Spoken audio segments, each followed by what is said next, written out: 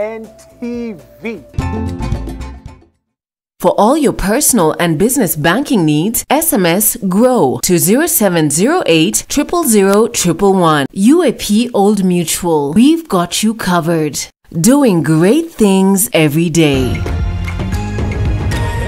Welcome to Good Life, where we are all about you. We know that health isn't just about getting rid of aches and pains when you are under the weather. It's more than just prescription refills and medication. It's all about going the extra mile for you.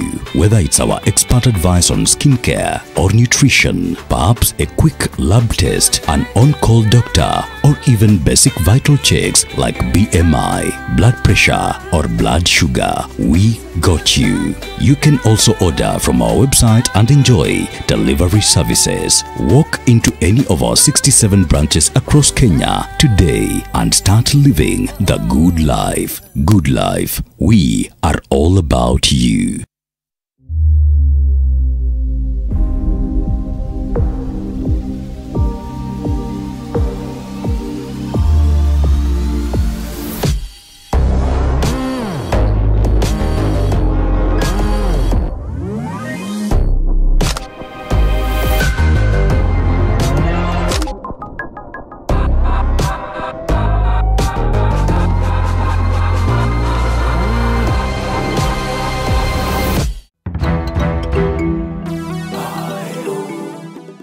Hold the left control.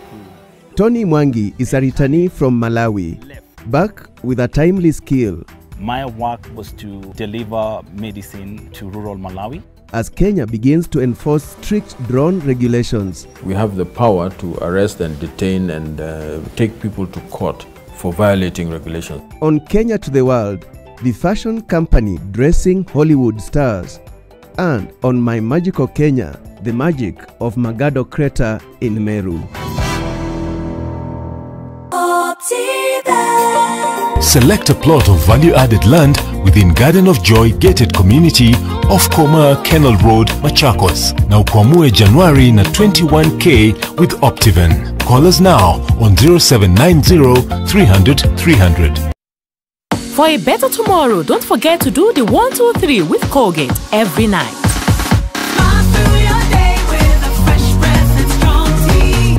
Siku ya leo tuko na successful bidder. Kwa majina ni Veronica Washuka kutoka Nakuru Kiptangwanyi. Ni namba gani ya shini na unique ulitumia? Ilikuwa 953. Uko na hiyo pesa? Niko nayo. Leta. 953. Yes. Ndio hiyo. Sasa nakukabidhi risiti yako ndio hiyo. Kifunguo ya nduthi yako ndio hii. Swali ni je, how low can you go? Unaweza enda chini. Chini. Mpaka wapi? Bid, bid, bid now.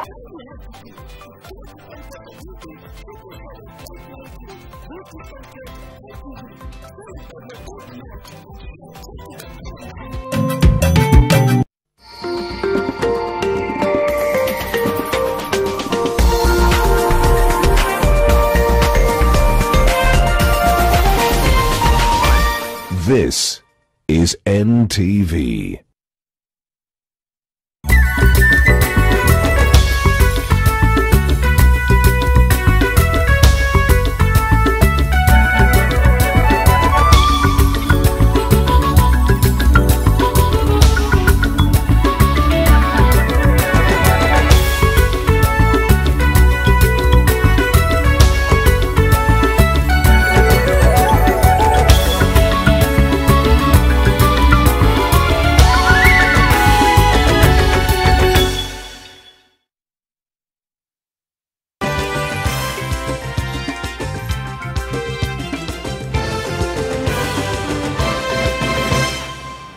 Ahlan wa sahlan wa marhaba mtazamaji, shukran sana kwa kuchagua kuwa nasi. Kwanza tupate vipasho. Ikapigwa maisasi. So yeye akatoka na driver wakakimbia, lakini mali walikuwa nakimbilia wakapata kuna cliff huko mbele, hawangeweza kuproceed. Maafisa wawili zaidi wa polisi wauawa katika operesheni ya kupambana na wahuni eneo la Kapedo. We have opened schools. We have not provided social distance to a large number of schools. But by the grace of God, the children are masked. How many have you had have achieved corona? Wizara ya Elimu yapuuzilia mbali madai kwamba shule zitachochea maambukizi ya corona kufikia mwezi Machi. We're very reliant on the infrastructure that we have in the country. We do not see it as a cause for panic. Wizara ya Afya yakiri kwamba aina mpya ya virusi vya corona imeingia nchini na vipimo vimeimarishwa kudhibiti hali mapema. Dress inaweza nichukua siku 5, skirt siku 3 hivi. Kwa sababu unapata kama mtu ni slender anatumia yarn kidogo. Na katika ulimbwende leo tunamulika ushonaji wa krocheti, yani nguo zinazofumwa kwa nyuzi za fulana. Mubashara kutoka jumba la Nation. Hii ni NTV Weekendi na Nuru Abdulaziz. Naam, karibu sana mwenzangu wa ishara ni David Agundoa. Tukianza taarifa zetu, mwalimu wa shule ya msingi ya Nginyang, kaunti ya Baringo ni miongoni mwa majeruhi wa hivi punde katika mashambulizi yanayotokea eneo bunge la Tiati. Aidha, idadi ya maafisa wa usalama waliofariki katika operesheni inayoendelea eneo la Kapedo kati ya mpaka wa Baringo na Turkana imefika 4 baada ya 2 kufariki jana usiku katika shambulizi la hivi punde. Vifo vya maafisa 4 vinafikisha 9 idadi ya watu waliouawa kwenye operesheni hiyo kufuatia kuuawa kwa watu 6 Alhamisi. Leila Mohamed ana mengi zaidi. Taarifa kutoka eneo bunge la Tiati bado zinaonyesha hali ya ati-ati, machafuko yakizidi kuleta mauti na hasara kwa serikali na jamii. Katika saa 24 zilizopita, idadi ya maafisa wa usalama walioangamia imefika 4 baada ya 2 zaidi kuuawa katika shambulizi lililotekelezwa na majambazi sugu. Huyu ofisa hakuwa kwa kazi, maana alikuwa amepoteza mama yake.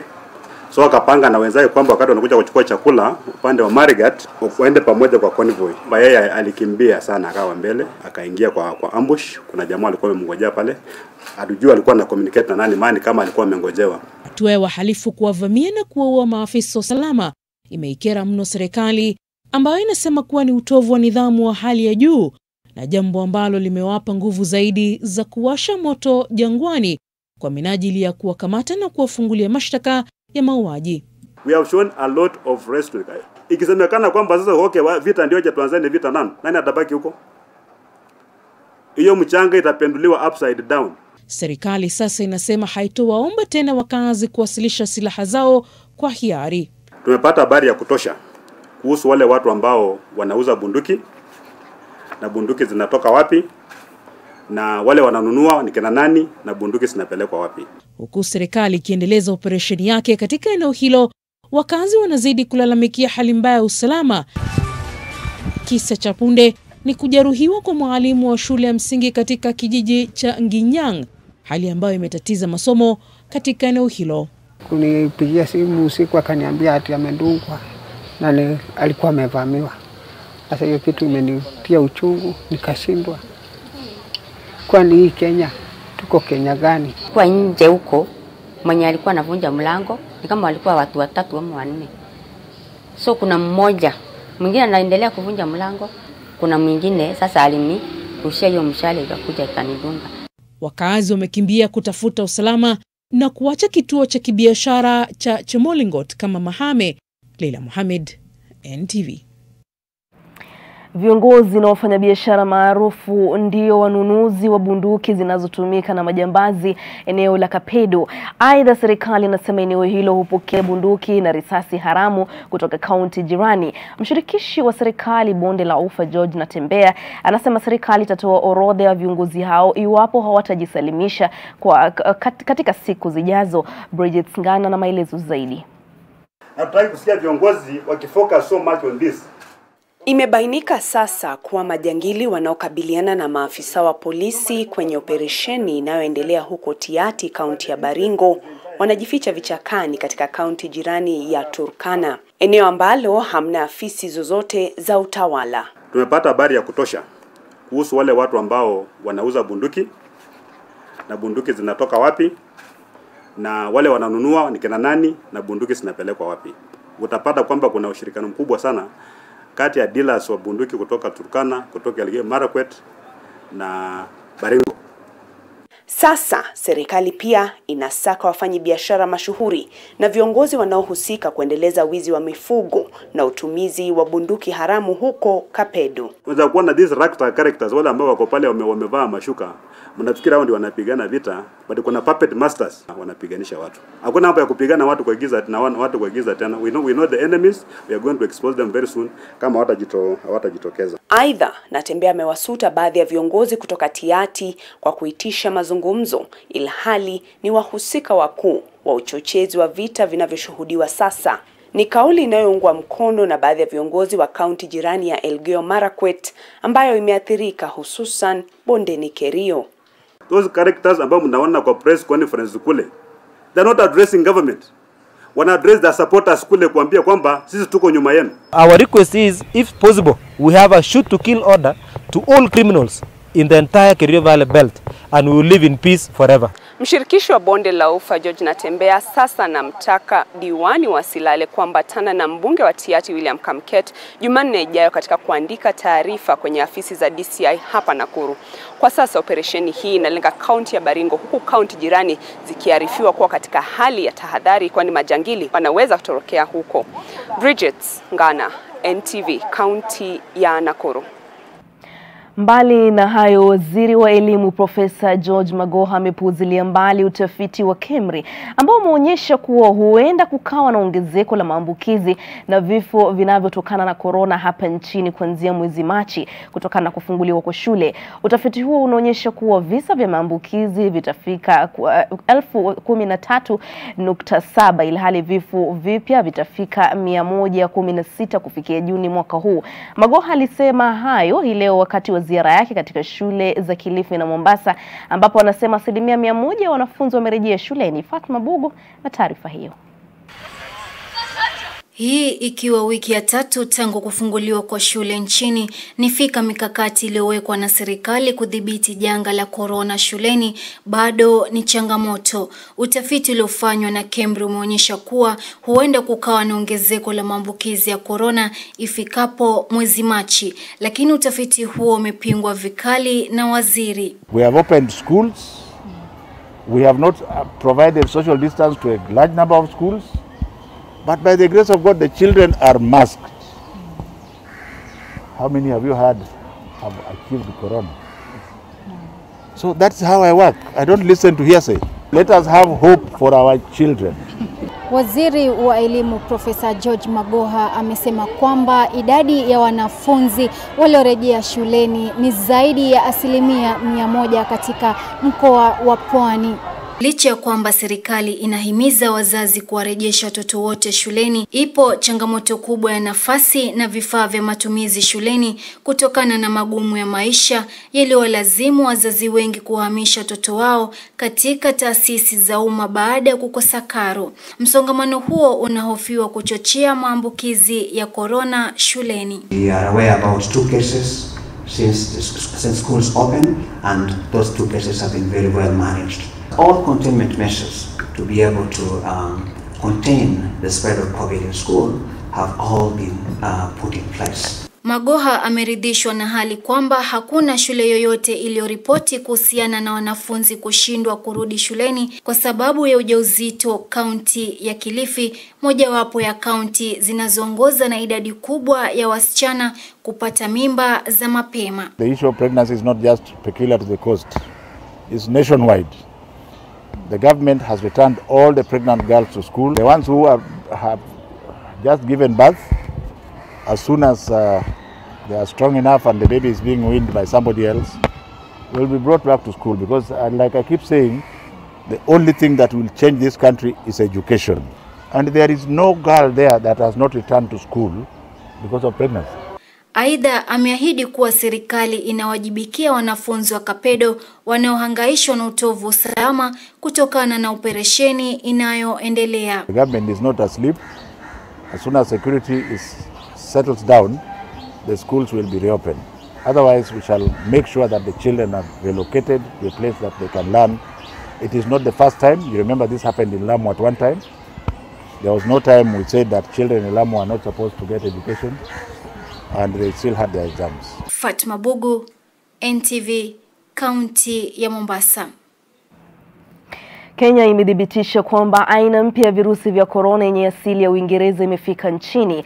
Kisa cha kwanza kilipatikana katika kambi ya wanamaji, ila Wizara ya Afya inasema imedhibiti hali na taratibu za kuwatafuta waliotagusana na mgonjwa huyo zitaendelea. Hii ndio aina ya 3 ya COVID-19 kugunduliwa hapa Kenya. Awali wiki hii visa viwili vya aina tofauti ya korona yenye asili yake Afrika Kusini viliripotiwa miongoni mwa raia wa kigeni katika kaunti ya Kilifi. Wawili hao tayari wameondoka nchini kupunguza hatari ya kuieneza zaidi. Serikali sasa inasema imeimarisha juhudi za kuchunguza virusi hivyo kuzuia kuenea kwake zaidi.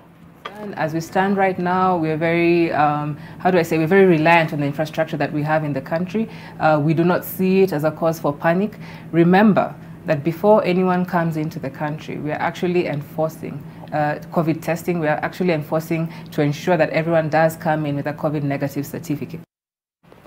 Kwingineko, vita vya maneno kati ya naibu rais William Ruto na kiongozi wa chama cha Wiper Kalonzo Musyoka sasa vimechukua mkondo mpya. Kalonzo amewasilisha malalamishi kwa mkurugenzi wa upelelezi akitaka Ruto achunguzwe. Mvutano kati ya wawili hao unahusu madai ya unyakuzi wa ardhi na ufisadi yaliyotolewa baina yao wa awali wiki hii. Kalonzo anataka Ruto achunguzwe kwa kueneza habari za uongo dhidi yake, matumizi mabaya ya ofisi yake na mali uchochezi.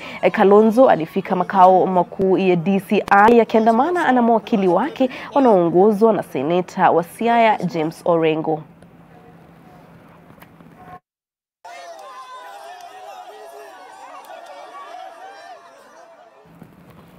Na familia ya watu waliodhulumiwa na maafisa wa polisi katika kijiji cha Emohoyo, eneo bunge la Nambali, kaunti ya Busia, imeshukuru shirika la IPOA kwa kudhibitisha kwamba maafisa 15 wa polisi na 6 wa kaunti wana hatia kutumia nguvu kupita kiasi dhidi ya familia hiyo. Zakius Mwasame ameangazia taarifa hii na anatupa tuangazie kwa muda. Na tunaenda mapumzikoni, tutapata taarifa hiyo baadaye.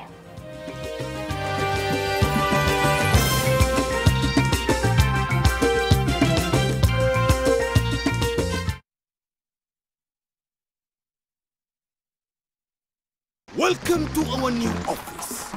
Wonderful sight.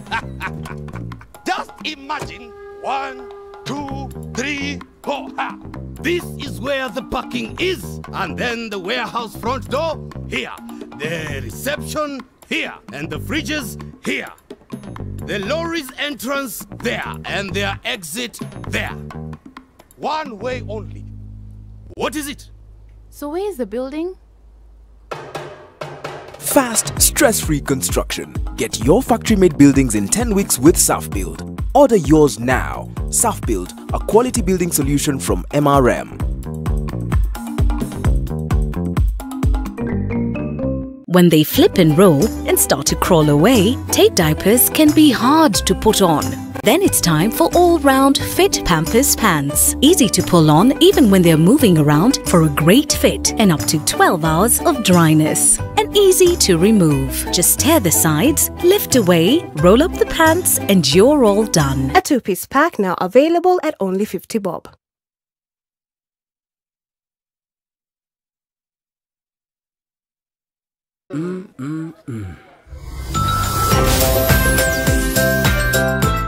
New Tuzo Yogurt Cup.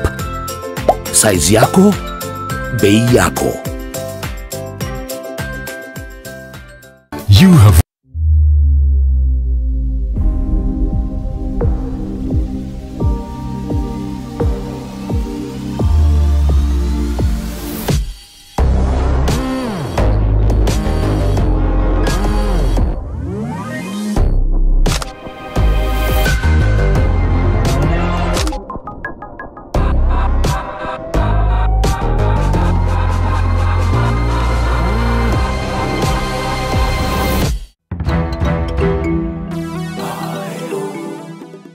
hold the left control. Tony Mwangi is a returnee from Malawi, back with a timely skill. My work was to deliver medicine to rural Malawi.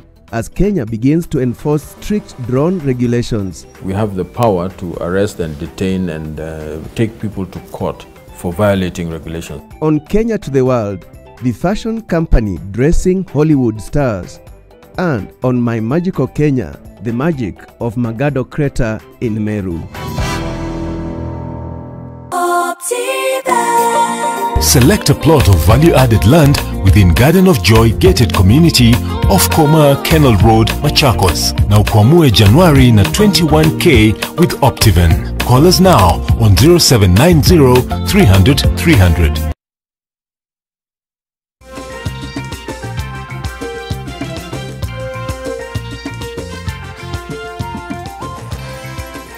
Shukran sana kwa kuendelea kuwa nasi. Naangazia taarifa za Zakius Mosami, ambapo familia ya watu waliodhulumiwa na maafisa wa polisi katika kijiji cha Emhuyu, eneo bunge la Nambale, kaunti ya Busia, imeshukuru shirika la IPOA kwa kudhibitisha kwamba maafisa 15 wa polisi na 6 wa kaunti wana hatia ya kutumia nguvu kupita kiasi dhidi ya familia hiyo. Familia ya Bernard Orenga imekuwa ikililia haki kwa muda sasa tangu maafisa wa polisi waliojihami kwa rungu kuwavamia na kuharibu mali yao kijijini Emhuyu, mbali na kumvunja mguu mwanafunzi wa shule ya msingi. Kando na kupeperusha taarifa ya tukio hilo la kustajabisha kwenye runinga ya NTV, wanafamilia hao waliandikisha taarifa kwa mamlaka ya kutathmini utendakazi wa polisi IPOA, ambayo sasa imedhibitisha hatia yao ya kutumia nguvu kupita kiasi. Nilipopata hii habari kutoka kwa IPOA, niliona ni sawa, kwa sababu kulingana na vile sisi tulikuwa tu kwa boma na mapolisi wanakuja tu wanatudhulumu, wanatupiga bila makosa. Ingekuwa vizuri haki ichukuliwe, tupate haki, tuende kotini, watuambie nini tulikuwa tumekosa, kwa sababu sisi tulikuwa nyumbani. Wale wahusika ambao maafisa wa polisi ambao walihusika katika hili tendo wagaramike, watulipe tu zile losses zenye tumeenda, watulipe bidhaa zetu, especially my laptop ilienda, wanirudishe tu my laptop, warudishe simu ya mzee na vitu vidogo zile waliharibu. Wanafamilia hao walidai kupigwa na polisi na kuwajeruhi vibaya, mbali na kuharibu vifaa vyao vya kazi bila makosa mnamo tarehe 30 mwezi Machi mwaka uliopita. Japo walijizatiti na kurejelea shughuli zao za kutafuta kipato kwa kurekebisha sehemu iliyoharibiwa na maafisa hao, wanasema shughuli nyingi ikiwemo kuwapeleka wanao shuleni zilitatizika. Aidha, mwanafunzi aliyevunjwa mguu amepata nafuu na anaendelea na masomo katika shule ya msingi ya Emhuyu. Tumejaribu kutibu, alipelekwa hospitali, wametibu. Kika sasa kijana wangu sasa nasikia vizuri. Tungependa IPOA washikilie mtindo huo na waliohusika wachukuliwe hatua kali sana. Maafisa hao watafikishwa mahakamani Bungoma tarehe 1 mwezi ujao. Zakius Mosami, NTV, kaunti ya Busia. Mtindo wa nguo za crochet ulianza miaka ya 90 huko Marekani, ilhali humu nchini wengi waliuiga mtindo huu kutengeneza vitambaa vya vita, ila hilo sasa limebadilika. Katika makala ya Ulimbwende wiki hii, Fatma Bugu anaangazia mitindo mbalimbali ya crochet inayofumwa kwa kutumia uzi. Hapo zamani wengi waliutumia uzi kufuma vitambaa vya viti na nguo za watoto, lakini sasa uzi unatumika kufuma mitindo tofauti ya nguo za kupendeza. Nguo hizi hushonwa kwa uzi wenye rangi tofauti kufanya vazi kupendeza zaidi. Kuna mavazi kama trouser, skati, shorts, tops, unaweza tengenezwa kwa uzi, sweater, kila kitu, duvet. Design wanatoa kama Pinterest hivi, naona models wakivaa dresses zenye zimeshona na material, and kisha na chukua design kutoka hapo, sasa nashona na uzi. Sana sana napenda bright colors, lakini wanazimix zingine, za chukua dull na bright, but sana sana bright colors. So unaposuka labda pia mteja hukuambia colors ambazo anataka? Mteja uniambia colors anataka, maana ni customized colors anataka, na purchase yarn na mtengenezea. Uzi pia hutumika kutengeza mikoba, viatu patipati vya nyumbani, bangili za mkono, mikufu inayotambulika kama chokers na hata vipuli. Na kushona kwa mavazi hayo, hasa sketi na marinda, hutegemea viwango vya joto. Mavazi haya yanapendeza sana eneo la baridi, lakini pia eneo ya joto pia yazavaliwa kwa sababu design natumia talingana. Kama ni eneo baridi nizaifanya thick, eneo ya joto naifanya thin according to design. Mtindo huu sio rahisi inavyoonekana. Dress inaweza nichukua siku 5, skirt siku 3 hivi, kwa sababu unapata kama mtu ni slender anatumia yarn kidogo, ukiwa mnene kidogo unatumia yarn kubwa. Kwa hivyo prices ina range, lakini skirt yategemea kama between 1000-1200 hapo. Mtindo wa krocheti haujavaliwa njuga na watu wengi, ila ni mojawapo inayoonekana kupendelewa na wengi, hasa wanaotoka sehemu za baridi. Fatma Bugu, NTV, makala ya Ulimbwende. Na sasa tuangazie mkusanyiko wa taarifa za kaunti.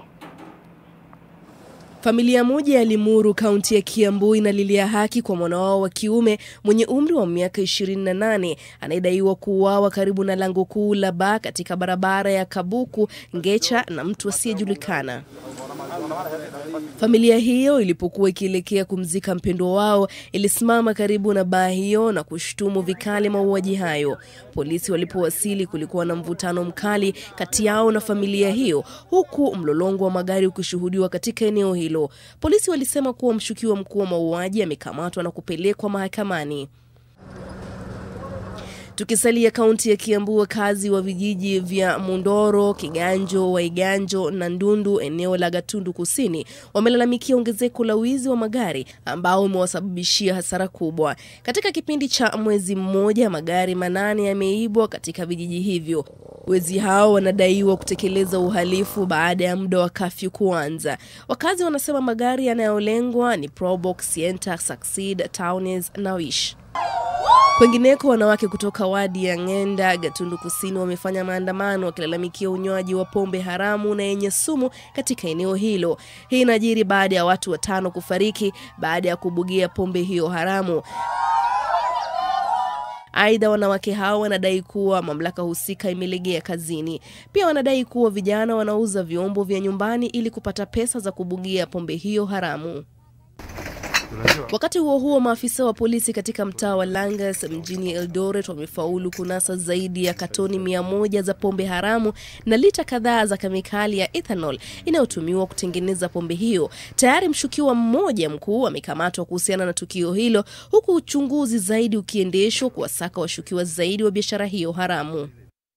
Kulitokea kizaazaa katika kitongoji cha Gashui eneo la Dagoretti Kusini pale wakazi waliandamana na kuwatimua vibarua waliofika kubomoa nyumba za makazi kwenye ploti wanayodai inanyakuliwa. Wenyeji wanadai ardhi hiyo ilitolewa na serikali kwa watu wasio na makao miaka ya 60, ilhali mmiliki wa kibinafsi anadai ana hati miliki na alitumia polisi kuwafurusha wapangaji. Wakazi wameapa kwamba hawataondoka hadi mzozo utatuliwe kisheria.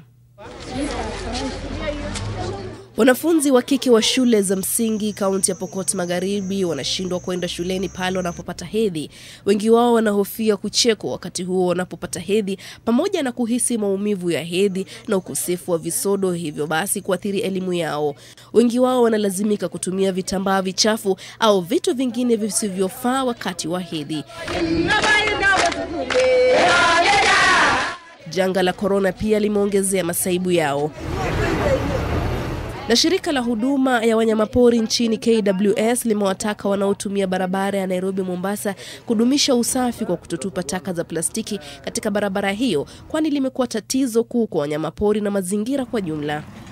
Akizungumza wakati wa zoezi la kuokota taka eneo la hifadhi ya Tsavo, naibu mkurugenzi wa hifadhi ya Tsavo Ken Ochieng alikashifu hatua hiyo ya kutupwa taka katika barabara hiyo. Zaidi ya wakazi 500 kutoka maeneo ya Voi na Mtito wa Ndei walishiriki shughuli ya kuokota takataka.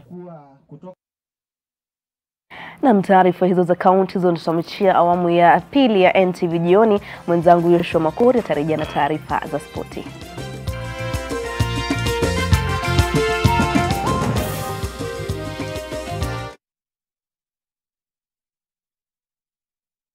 Siku ya leo tuko na successful bidder na tunamjua sahihi. Naitwa Steven G. Mwita kutoka Ruai. Ni namba gani ya shindi na unique ulitumia ndio uweze kubidi hii duthi? 1265. Uko na hiyo pesa? Iko hapa. Leta pesa. Hiyo pesa. Sasa nakukabidhi receipt yako. Hiyo. Haya, kifunguo. Hiyo. How low can you go? Unaweza enda chini. Mpaka wapi? Bid now.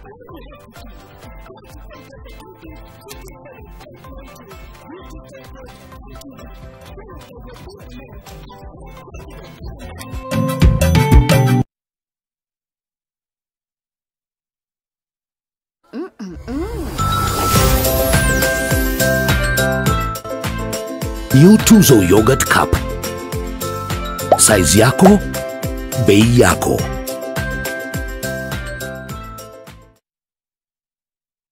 Close Up Deep Action with antibacterial formula and deep cleaning gel keeps your teeth clean and protected. Close Up Deep Action. Enjoy long-lasting fresh breath and more.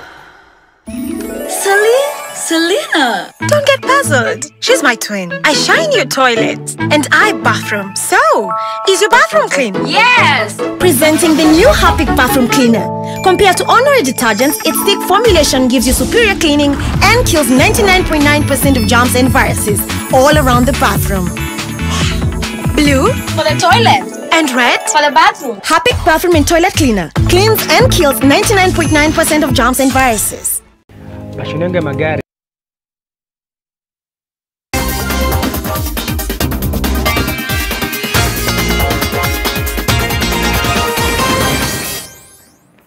Mbiu ya kudunda viwanjani sasa imekwisha kulia. Tuende niite Joshua Makori. Ligi kuu ya volleyball humo nchini itachezewa ndani ya ukumbi na wala sio uwanjani kwa mara ya kwanza katika historia yake. Mabadiliko haya yamejiri wakati ambapo kalenda ya msimu mpya wa mwaka 2020-21 toka hapo Joshua Makori ni 21 tu imefanyiwa mageuzi ili kuambatana na ligi zingine duniani. Msimu mpya utaanza rasmi wikendi hii na kudumu hadi mwezi Juni wakati mchujo utaandaliwa.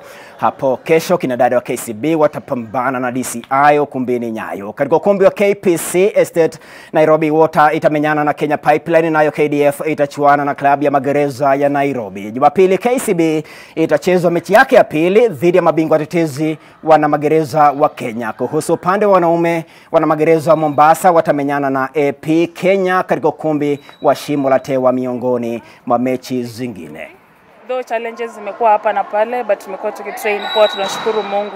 Then for the league that is ahead, yenye tunaanza kesho, tuko na DCI saa 4 asubuhi, of which our expectation is to win that match, and finally on Sunday to play Kenya Prisons, also to win that match. That is our first objective that we want. We want to win the first league. Kucheza nje ilikuwa imepitwa na wakati, lakini hii imekuja wakati mzuri kama tuna prepare competition ya international kama Africa Club Championship na Olympics ambayo itakuwa mwaka huu mwezi wa 7. So kama kocha mkuu au national coach niko na furaha leo kuangalia hii transition yenye tunaingia ile international standard.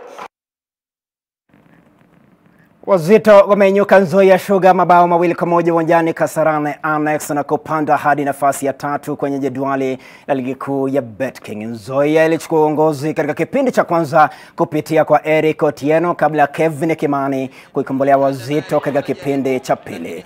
Wivon Isuza alifunga bao la ushindi. Wazito chini ya kocha mkuu Francis Kimanzi wana alama 17 sawa na nambari 2 Tusker FC na moja nyuma ya vinara KCB walio na alama 18. Wakati huo Mathare United ilitoka sare tasa na Bandari ugani Kasarani.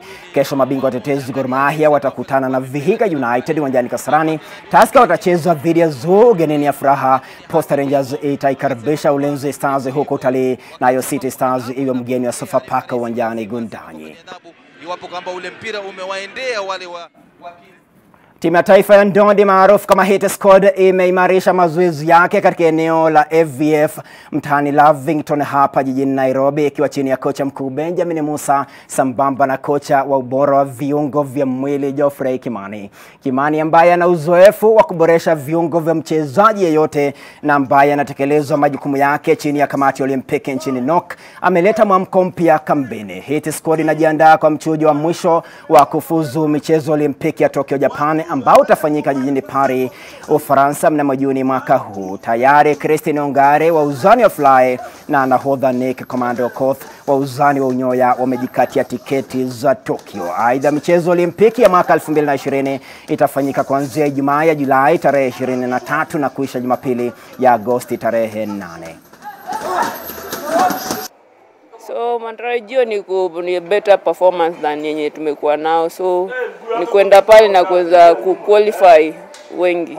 Tukienda kule France tutaongeza mabondia wengine, na inaweza kuwa hata ajabu tukileta mabondia kama 5 ama zaidi, kama 5 wanaume, 2 wa kike. Mchango wa coach Kim hapa kwa mazoezi umekuwa ni mkubwa sana, kwa sababu wameweza kuwafanya mabondia wetu wakawa katika hali bora sana. Wamefanya mazoezi ambayo hapo mbeleni walikuwa hawayafanyi wakienda katika mashindano, na tulipokuwa tunaenda katika mashindano hayo tulikuwa tunashinda nishani. Kwa ujumla kulikuwa na hiyo, walikuwa hawajaifanya mazoezi kama haya. So hata vitu kama flexibility, mobility ni mambo ambayo ilikuwa haifanyiki kwa program zao. Program zao zilikuwa sana ni kukimbia, mtawapata asubuhi wakikimbia kwa barabara. Lakini ndondi inahusu vitu mingi sana. Ndondi inahusu kama kiungo chako cha juu haiko flexibility, inamaanisha hiyo ngumi yako haitaitupa to the full range of motion. Katika anga ya mataifa ni kwamba rekodi ya mabingwa watetezi wa ligi kuu ya Uingereza Liverpool ya kucheza mechi 68 nyumbani bila kushindwa ilisitishwa na Burnley iliyowalaza bao 1-0 uwanjani Anfield. Bao lake Ashley Benz kunako dakika 83 kupitia mkwaju wa penalty ndilo lilizamisha meli ya wekundu, ambao pia matumaini yao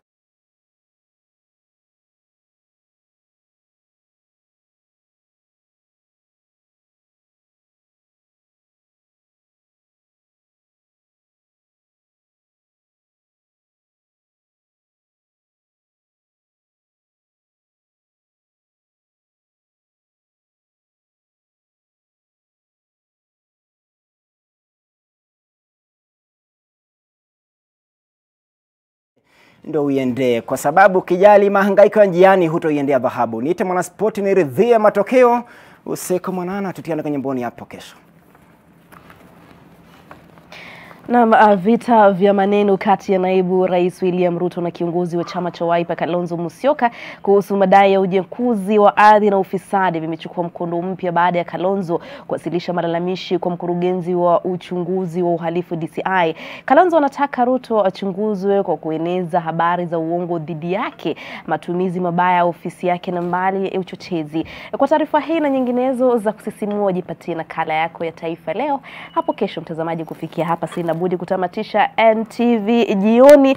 Sara Njeri anasema mambo Kapedo yamezidi, mbona waue maafisa wa polisi? Wengi wametuma maoni, lakini kwa vile sina muda mtazamaji, shukrani sana kwa kutazama. Naitwa Nuru Abdulaziz, mwenzangu wa ishara ni David Agondoa. Alamsiki.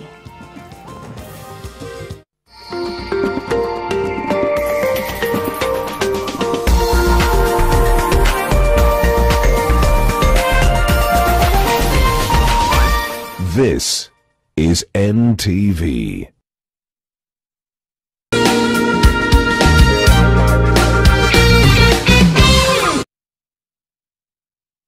Presenting the new Harpic Bathroom Cleaner. Compared to ordinary detergents, its thick formulation gives you superior cleaning and kills 99.9% of germs and viruses all around the bathroom. Blue for the toilet and red for the bathroom. Maji mdosi wangu ametupa simu yangu ndani ya maji. Mdosi wako kwa sawa? Venye Nkirota ameniambia ajui, na akimpigia simu ashiki. Hi guy, what the?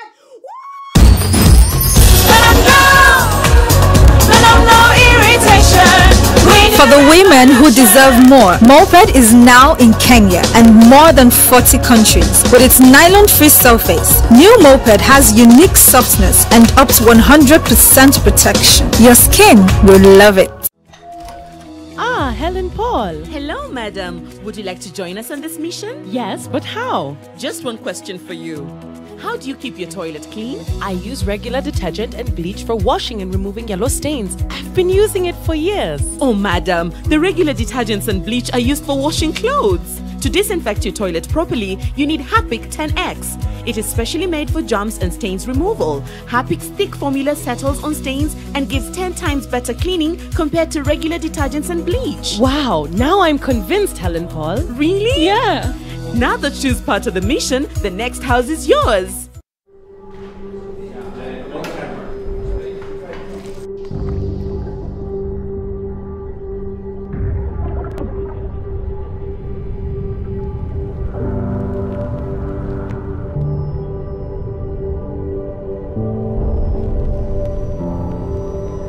Beat sensitivity pain fast with Sensodyne Rapid Action for clinically proven relief in 60 seconds.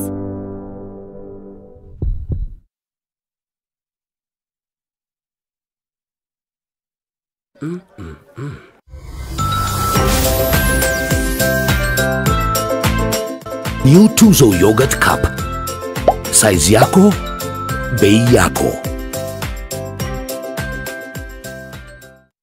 Our mega 50% off discount is extended till January 31st at Istiqbal. We offer quality, luxurious, Turkish-designed home furniture. Come and enjoy our limitless range of sofas, dining, beds, and mattresses, all tailored to meet your unique family taste. We bring the spark to your everyday space. Visit our Mombasa Road showroom at Panasar Center opposite Airtel and our flagship branch in Nakuru, Westside Mall. Don't miss out.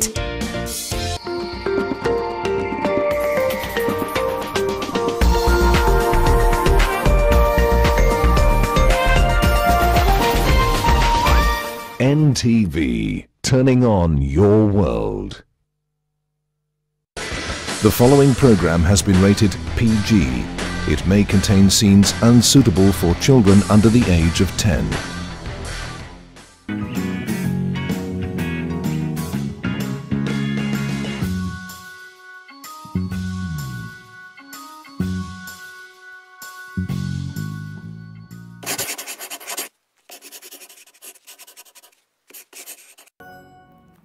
Hello and welcome to the Weekend Edition. I'm Dr. Kingodi. We have yet another classic show lined up for you. Now, this is one of those action-filled weeks, Mazi.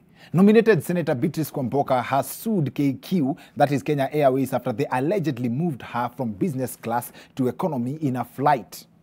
It's very sad to see that now even politicians do not want to be associated with the Kenyan economy. Now, in her suit, Honorable Kwamboka has claimed that she is deeply disturbed by the callous manner in which she was treated by the respondents, employees, that is Kenya Airways employees, and humiliated by being forced to travel in a class that is not commensurate with her honorable standards, lifestyle, and financial ability.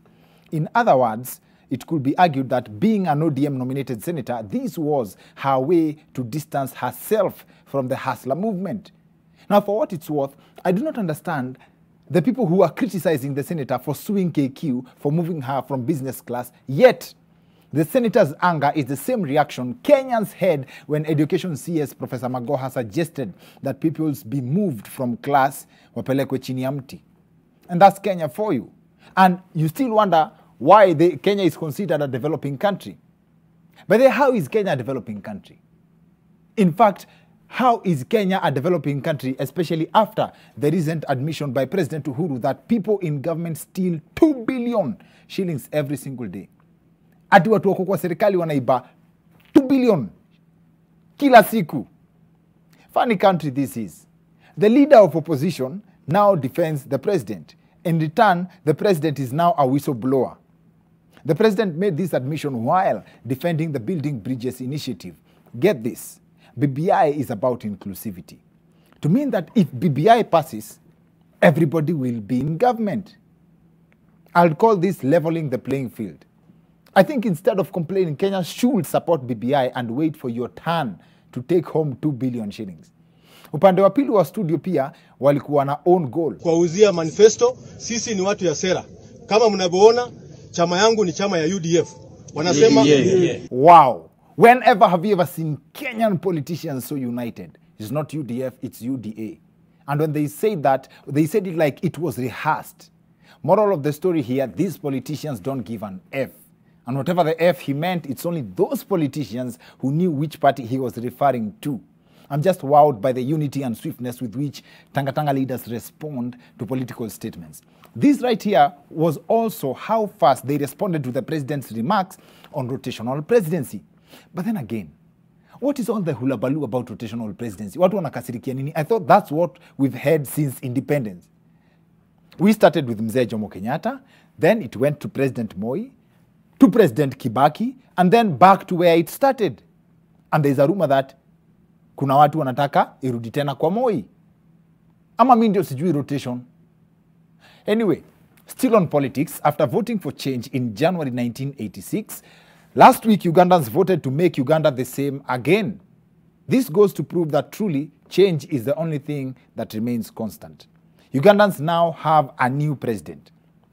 Kindly note, there's a difference between a new president and a new president. America has a new president. Uganda has a new president. I knew Museveni is going to take this thing. Now, President Museveni has clinched the top seat in the recently concluded elections, and one of the highlights from the campaigns has to be a tweet shared on his Twitter a few days before the big day. And I quote, "In several meetings with the youth, they challenged me to do the Jerusalem Challenge. When I consulted, I was told it's a popular song by South African stars. Of course, I would have loved to dance my own, another rap, but due to popular demand, I concede." To mean, Museveni can concede to a South African musician, but not to a musician from Uganda. I'll call that the digital way of solving things. Museveni did not even dance to the Jerusalem Challenge. He got someone to animate him dancing to the challenge. I think maybe other African leaders should borrow a leaf from that. If something's hard to implement, you get someone to animate you doing it, like fighting corruption. On the matter of not supporting a local musician for the top seat, we have to give President Museveni the credit he deserves. He himself is a rapper. So if there's anyone who knows how bad a Ugandan musician is to lead the country, if that's the case, then he may be coming from a point of experience. And come to think of it, one could argue that that was not a presidential election Uganda had. It was a rap battle.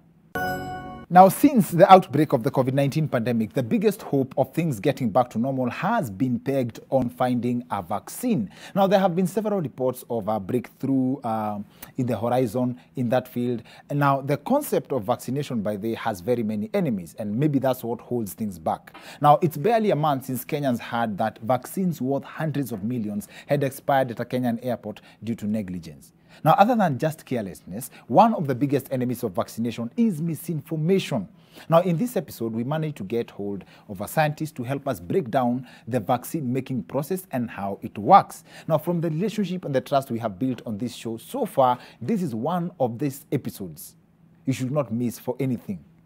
On the other end of this short commercial break, we have Dr. Sami Ndongo, a scientist and the managing director of Sanofi Pharmaceuticals, one of the leading biopharmaceutical companies in the world. Dr. Sami is here to give us an informed perspective of what the world of vaccines hold and, most importantly, how they work. See you guys in a bit.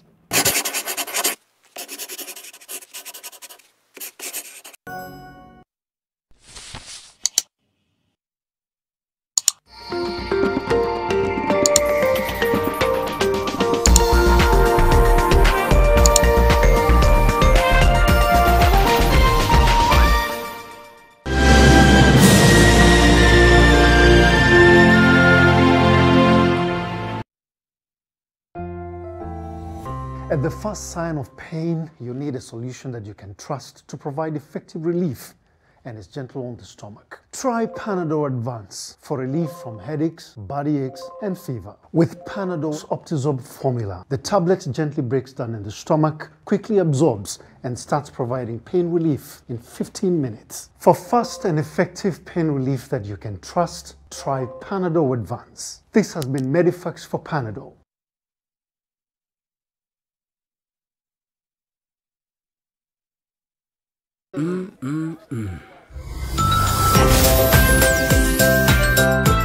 New Tuzo Yogurt Cup.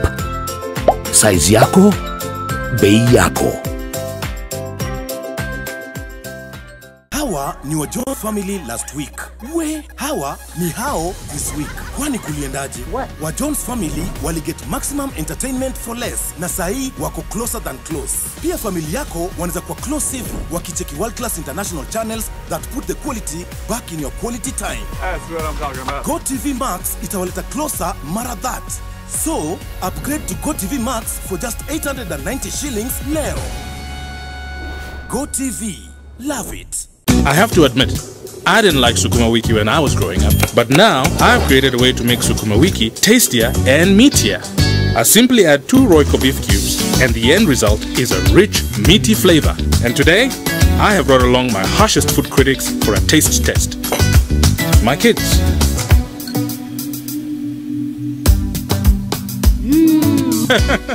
More, please! Royco beef cubes. Add 2 small cubes for a big, meaty taste. For a better tomorrow, don't forget to do the 1, 2, 3 with Colgate every night.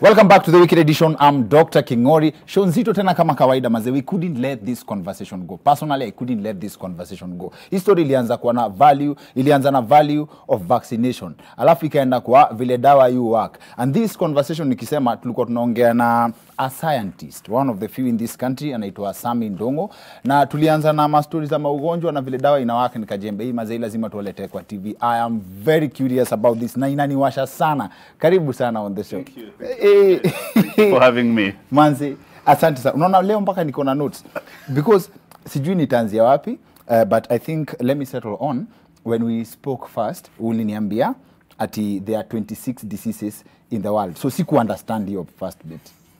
I didn't quite say that. What I said is that today we have 26 diseases that are actually vaccine preventable.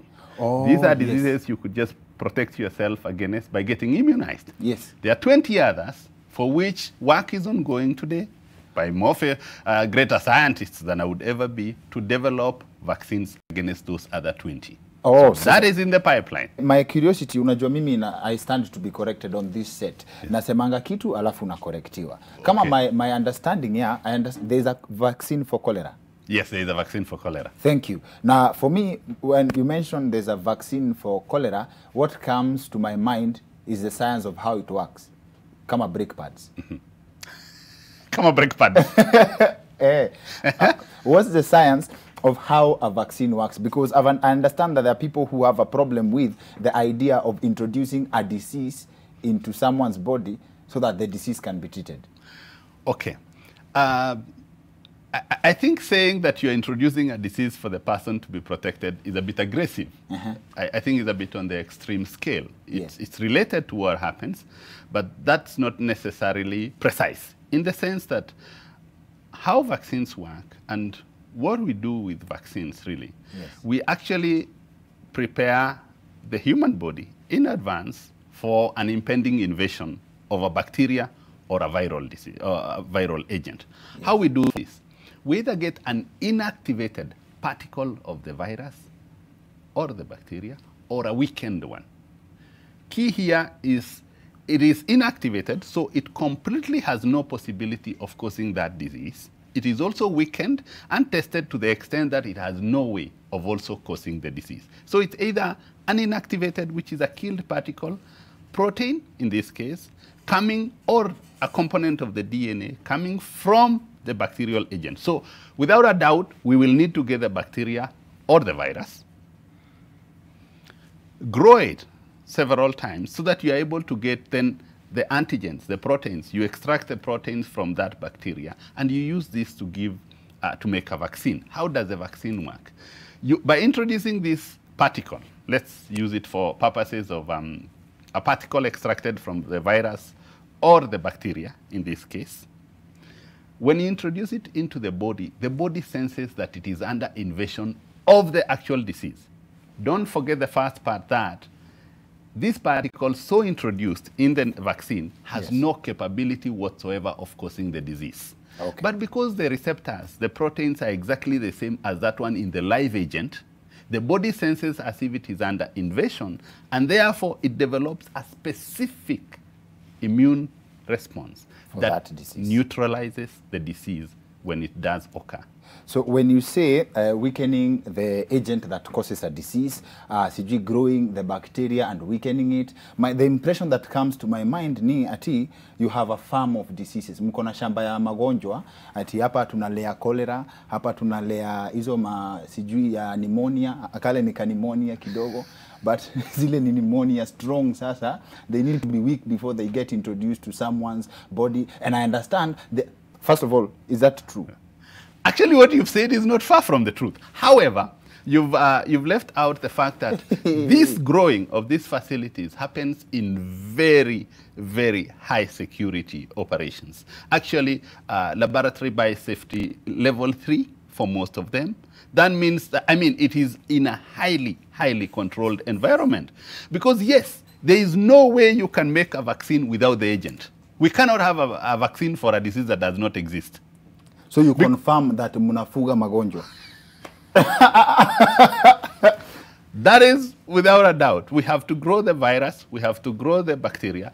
The virus, we may not necessarily be able to grow it on its own. You need to get a vector, you need to get an agent that you can use to propagate.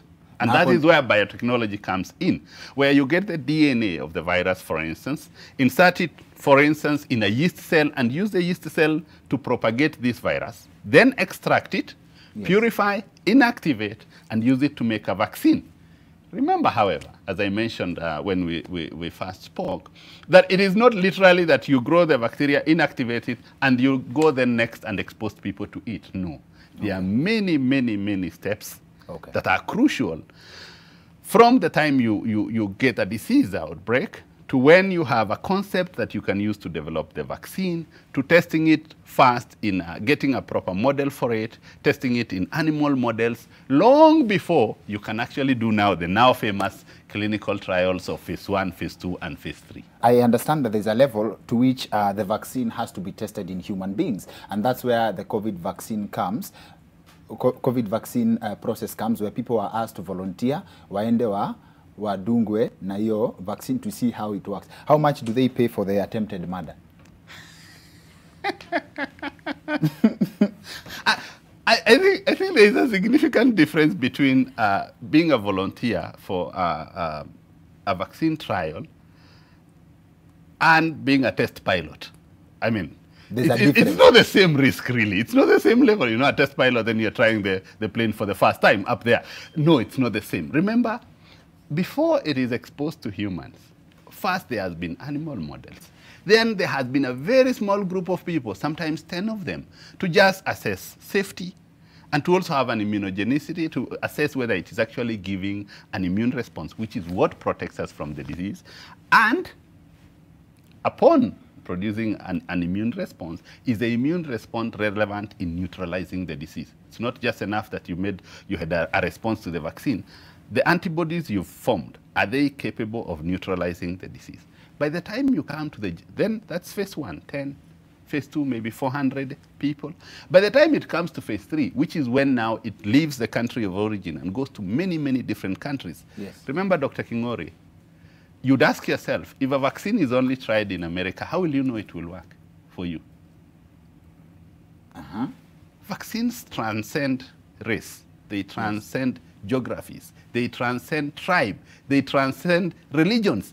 It is an honorable thing that it is tested as widely as possible to confirm that it will indeed protect the people of the world. So you're confirming that diseases also practice racism and tribalism?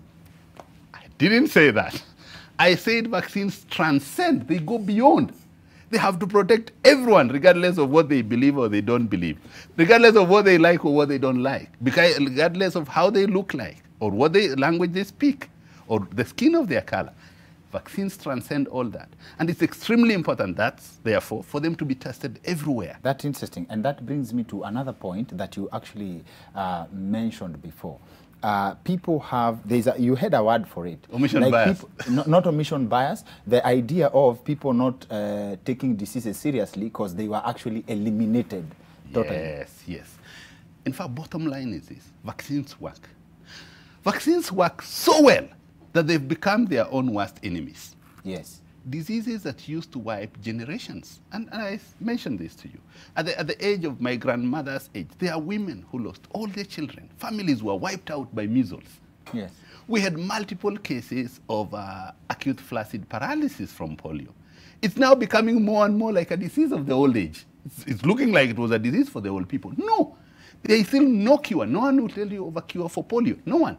The only thing, this disease has almost been eliminated, 99%, is purely because of vaccination.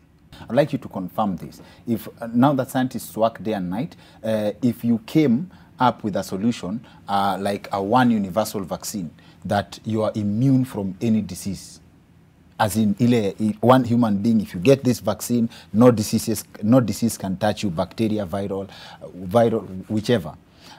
Is there enough space on Earth for all of us? Doc, there is enough space. There are many, many parts of this world that are still not inhabited. Plenty of them. But having said that, it's important to mention today, what you said about an ideal vaccine is actually not far-fetched. Ideally, it should be one which you get orally when you are born, and you are protected for life against all diseases. So you will never fall sick. And as scientists, believe it or not, are always working to find ways to make immunization as easy, as convenient as possible. Today we have diseases that are combined into one vaccine, like for the cases of children, you have a 6-in-1 vaccine, for instance, against diphtheria, tetanus, pertussis, polio, haemophilus, influenza, and hepatitis B in one shot. So you never know during our lifetime. Scientists could be able to combine more and more diseases so that people can be protected against as many diseases as possible. There are still, vaccines we'll never be able to develop, like against road accidents. Yes. There are still vaccines we'll never be able to get. And corruption. Now, now COVID-19, when the disease started gaining traction and publicity, there was talk of it will take a minimum of 18 months to develop the vaccine, right? And you also mentioned that for a vaccine to be developed, the disease has to exist. You can't create a vaccine for a disease that is not there. So why 18 months? Why that long? All the scientists in the world uniting against one thing for 18 months. Why? The process.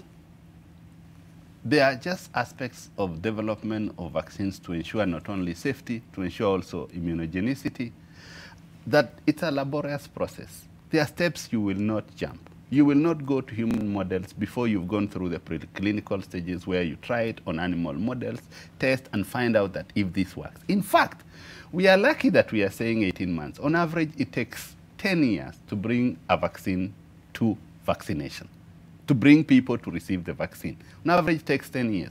We are lucky because there is unprecedented work done by scientists day and night today to actually work on previously known platforms. Okay. A good example is we already had SARS-CoV-1. Yes. And COVID-19 is SARS-CoV-2. So yes, a good number of companies are using the knowledge gained from SARS-CoV-1 to fast-track the development of a vaccine for SARS-CoV-2.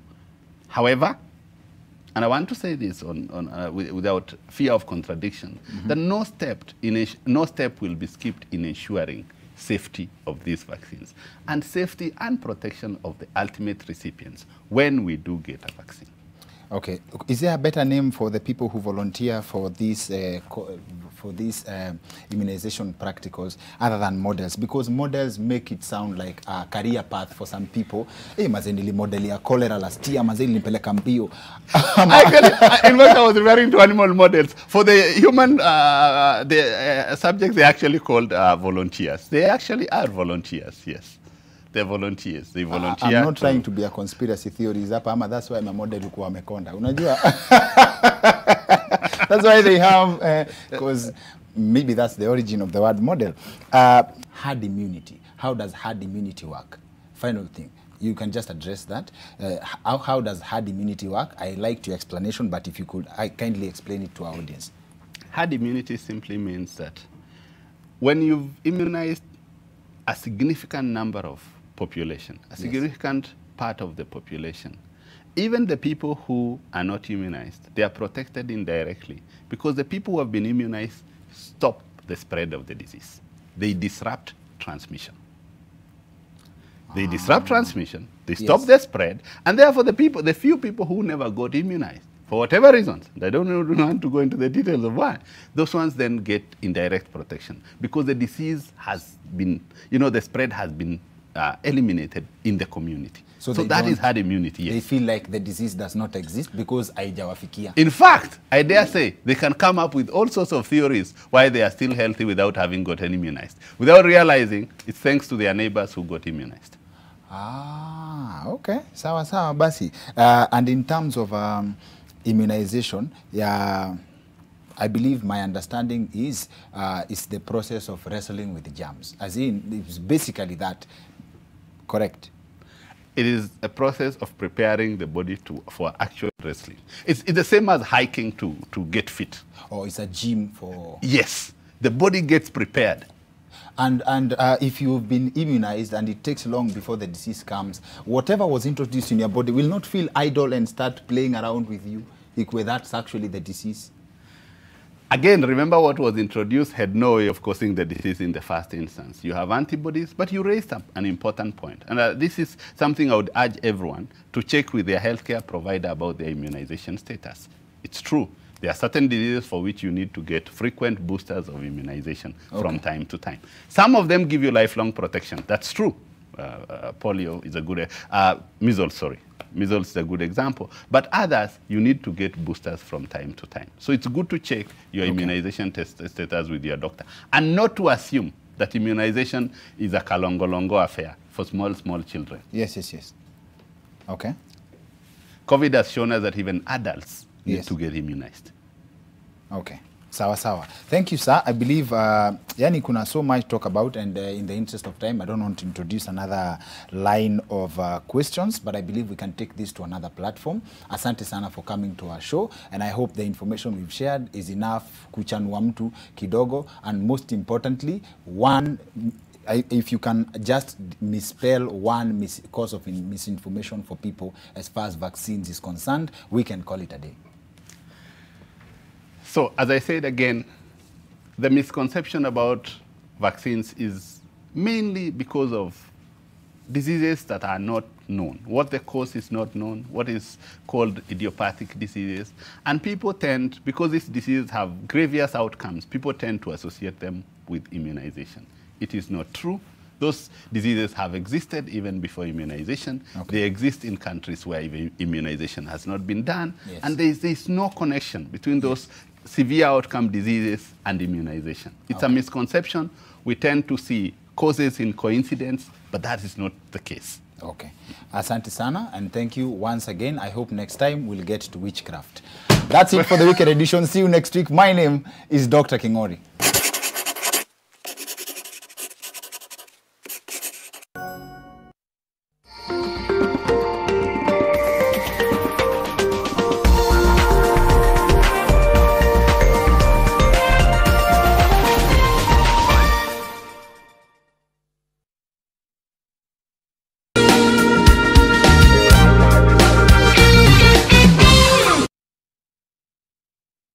Presenting the new Harpic Bathroom Cleaner. Compared to ordinary detergents, its thick formulation gives you superior cleaning and kills 99.9% of germs and viruses all around the bathroom. Blue for the toilet and red for the bathroom.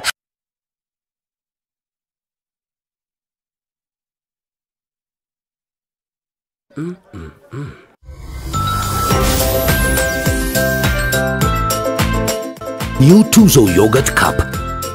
Size yako, bei yako.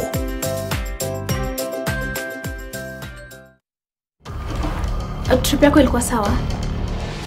Trip? Oh, Business trip. Where do you think Becky could have gone? Huo msichana wako na boss Richard ni nani? Mambo ya Joy, Richard, marafiki zake usijishughulishe, umesikia? Okay. hey.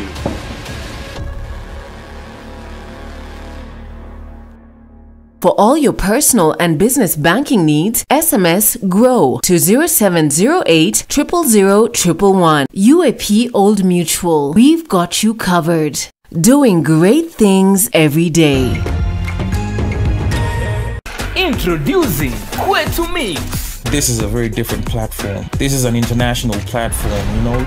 Zifahamu story zote kuwahusu. David Wanda is not single. Utajua more about top artist lifestyles. Time ya God ni time ya God. Hallelujah.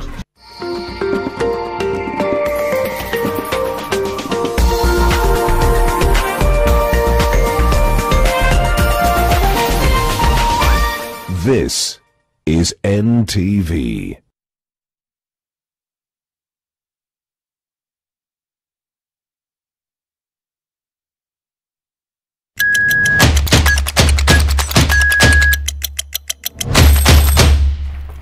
A very good evening to you and welcome to TTTT. My name is Amina Abdi Rabar. Tonight, my panelists, why did you throw the paper away? One of them is, I know, did you hear that? I know, channeling your inner I've been God. watching way too much CNN. I think that's what's happening. You know, with the inauguration. Yes. I was There was a lot of tonight. Too much.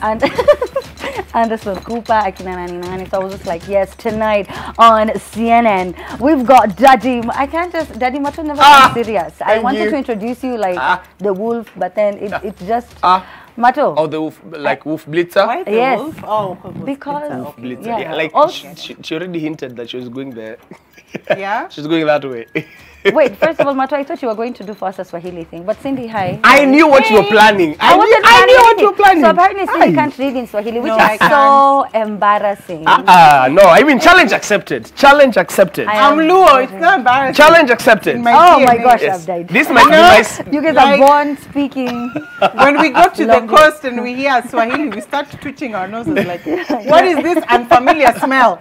Not Okay, even Mato, Mato, give it a shot. Oh, This so will you're be your telling me this is my opportunity. screen test? This Okay. is it. Timu ya taifa ya noni maarufu kama Hit Squad imeimarisha mazoezi yake katika eneo la AVF Why do you have mtaani to- Lavington hapa jijini Nairobi, ikiwa have to impress. I chini don't ya think we're kocha mkuu Benjamin Musa sambamba Why is he raising his na kocha wa ubora wa viungo vya mwili To try and like Geoffrey be sexy. I don't Kiemani. know. When you read Swahili, you have to raise an eyebrow. It's because where it comes from. You have to open your eyes to see the words. Sometimes they just start playing themselves on the piece of paper. You're like, V. That's true. Have is you very tried true. reading Sheng? I have. I mean, I tried reading like lyrics, and I was like, what? Exactly. It And we takes a have bit so of many time. of them coming tonight on the trend. And when I say them, I mean like languages I will not understand. Like, lazima nifanye show. What is But anyway, Mbwekese? Ma, the fact that you've just said that so Bogimbwekse. badly, don't even correct her. That is, you can't be a part of this show, Cindy. I don't know what to tell you. Who are you? I don't know what to say. Imagine All right, so let's do this. Let's just, how about we talk about things that Cindy loves to discuss, and those are trending topics. And so many of them were trending this entire week. With this one, 6 robbers raided Prime Bank along Mombasa Road in Nairobi on Monday afternoon and carried away cash boxes containing unknown amounts of cash, as one of the robbers is seen in the video footage guarding the gate before storming off much later. And yeah, how si wanajina be serious, ama? Cindy doesn't get that. Let me say, Mato. I was like, Hizo ni besha xiao, besha xiao, besha xiao, xiao, xiao. Yes, this is the money heist in Kenya. I mean, I don't know. I wish we saw more. I know it's a bad thing that happened, but I wish we saw more. I wish there was more drama that we could see without deaths, of course. Because it was so uneventful. Like they just went in, oh my God, stole, left. No, it was very eventful. Of course, you yes, had they the are- ladies giving, you know, the whole, akiangalia, the way they are dressed, wanna dress the same. But don't you know see, The what was commentary in is so comment- different. Like Yes. the video Exactly. wasn't showing much. Exactly. I mean, The commentary was the there. commentary You was see, live, wasn't You it? have to understand that, Mato, is in Hollywood in his mind. You know, I'm he's visual. a filmmaker, right? Yeah. Visual. So he's Yes. like, I can't believe there wasn't like a getaway car. I know. And there wasn't like boom boom tough. And that's really what it was. I mean, they made away with money that we might never really know Make the in actual amount. Yeah. But then, first of all, this really shocks me because you Right. know there's so many people who are watching, and coming from one of the worst years of humanity, or maybe Of our our lives, generation, of our right. lives, right? So because there have been so many other pandemics before, but then it's just been a difficult year. So then you see people watching shows like the young boy who allegedly said Yes. that he was inspired by some show, and then you see a heist looking so easy. There's so many movies about it. You're just like, by the way, Can we stop Sinipigia blaming TV shows? tu, Kevo. not TV No, but shows, just let me I don't tell know you. how other people. I don't know. Maybe it's a perception thing. I don't know. This is the thing with the economic effect of COVID and the way our economy is going, with or without COVID, 2 billion a day, by the way. We have how many hours to spend it? 4 hours till our next 2 billion. We're going to see more and more of these cases of guys That's what I'm of saying. crime, and I'm hoping it doesn't go back to the days. Remember the days when carjacking was the in thing? Every day you hear a story of Ukokile guys being kwanza. That's true. Yeah. you get a mat, City Stadium, guys get into the mat with you, Uko Hamza, Biwa. So it's, I hope that we're not getting into that season, because what happens is, if people are not making money, crime goes up. And if But crime that- goes up, Cindy, people have to feed their children. But you see, they have to pay school fees. This is you know, exactly Mato, true, because you know what I mean? yeah, but you see, the fact remains that whether the economy is doing well or not, crime is a business in itself. So crime will still be there, But it because will go there are up, still that's people. the thing. There's still people who are profiting from business, because from this business of crime. Because Right. at no point will you see that the police officers have completely abolished crime, because you'll find there are, well, allegedly, Yes. some who will be part of it. Yeah. You know, so at no point will we completely abolish crime. absolutely. I But hope what we I'm do. saying is we're going to see an increase where we'll see Yes. more and more cases, because this comes just in the wake of a heist at another bank on University. When I don't know if you guys saw the viral pictures. Yes. There was a lady and 2 guys, and the cops had to shoot in the air to stop the crowd The mob. from, you know, from lynching these thugs. Yes. So the close proximity is what is worrying me, because these thugs, probably the ones who's I just from the commentary you could tell that it was Prime Bank. So you're just seeing the thugs were not fazed by the fact that their colleagues were busted, like, you guys, 2 days from now, let's do this and let's do it right. And did you see the confidence when they were walking out of the building? But you see, that's what I'm trying to say. And you know what, Mato, for a lot of us, maybe it doesn't make any sense that a show would inspire you to do certain things. But then you just see the chances. Have you guys ever watched Banged Up Abroad? About people who just take chances to sell drugs or to travel, you know, millions of miles away to just go and get something so that, you know, and then they're promised a lot of money. Right. Now, where does that come from? From a lot of people who are living in despair, who are poor. And coming from that pandemic, which we're still existing in, by the way, I'm so sorry it's coming from. We haven't come from it. We just survived 1 year. We're just going through it. We don't know how long it's going to last. But then there's so many people who are in lack, living in lack, and they just want to provide. And people take chances on their lives. And if you listen to a lot of people who went to jail, they'll tell you, nilikuwa watoto wangu hawana chakula, ama hawana hii, hawana hiyo. You know what I mean? And I just, Cindy's right, it might go up. And watching things like this, you just think, you know, there's a chance we could be caught. Yeah. But there's also the possibility that we could be millionaires. So you take your chances. I don't know. Looking at the time, just Yeah. to finish this, looking at the time when it's happening, Right. when would you expect this to be more prevalent? When we went into the pandemic Festive, and things were really bad, or now when things are kinda coming back? Of course, or now when not? things are kind of coming back, Really? because there are more opportunities to, for lack of a better word, to steal. But you When see- there was the pandemic, there was a bit Yeah. of a crackdown. Things were, businesses had shut down. There wasn't a lot of money, but now money not is slowly mu- yeah, trickling into the, true. you This know, is true. Understandably. offices that people are working from home and now working from the offices and so on and so forth. There are more opportunities. Yeah. This is my worry. Are they stealing because of the pandemic, or are they stealing because, yes, there's a pandemic, coupled by the fact that this is such a tough year to be a Kenyan? You know, it was already tough Econ- before. I feel like but you now now it's remember, we all prayed for an amazing 2020 Yes. because we were like, by the way, This is a double-digit customer, year. tuna struggle.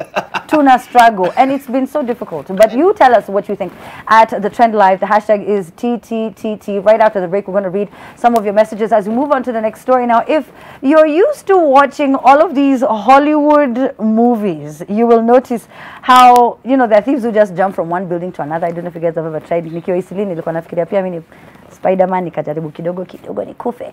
That's a story for another day. But they don't harm themselves. So one Kenyan man this week tried to do the same. But from what it looks like, who used to be watching the Nigerian movies, I don't know. Now, a thief had stolen a phone along Lusuli Avenue, jumped from one to the second floor of a building, from the first to the second floor of a building to escape being caught. Was the phone really worth that sacrifice? I mean, was it from the first to the second floor or from the second? From the second to the ground. That's what I meant. That's what I meant. That's exactly what I meant, Mato. Thank you so much for being an amazing helper. But why do people do these things? I mean, it was a phone. For a phone. Again, you could have died. I know. Oh, okay, that's true. You see what I was talking about? The gambling. Yes. It's ridiculous. But oh my God, cringeworthy! Did you watch the video? And afterwards, how his leg was. It just looked like an appendage that he affixed to his leg just to help him move. Yeah, that must have been painful. That must have been very, very painful. I mean, the results the of videos crime. I can't watch. Those for nannies. children. Yes, I can't. I knew it. Nannies testing kids, I cannot. And I don't know why people send that to you. Very insensitive, knowing I have 3 kids, 2 under the age of 5.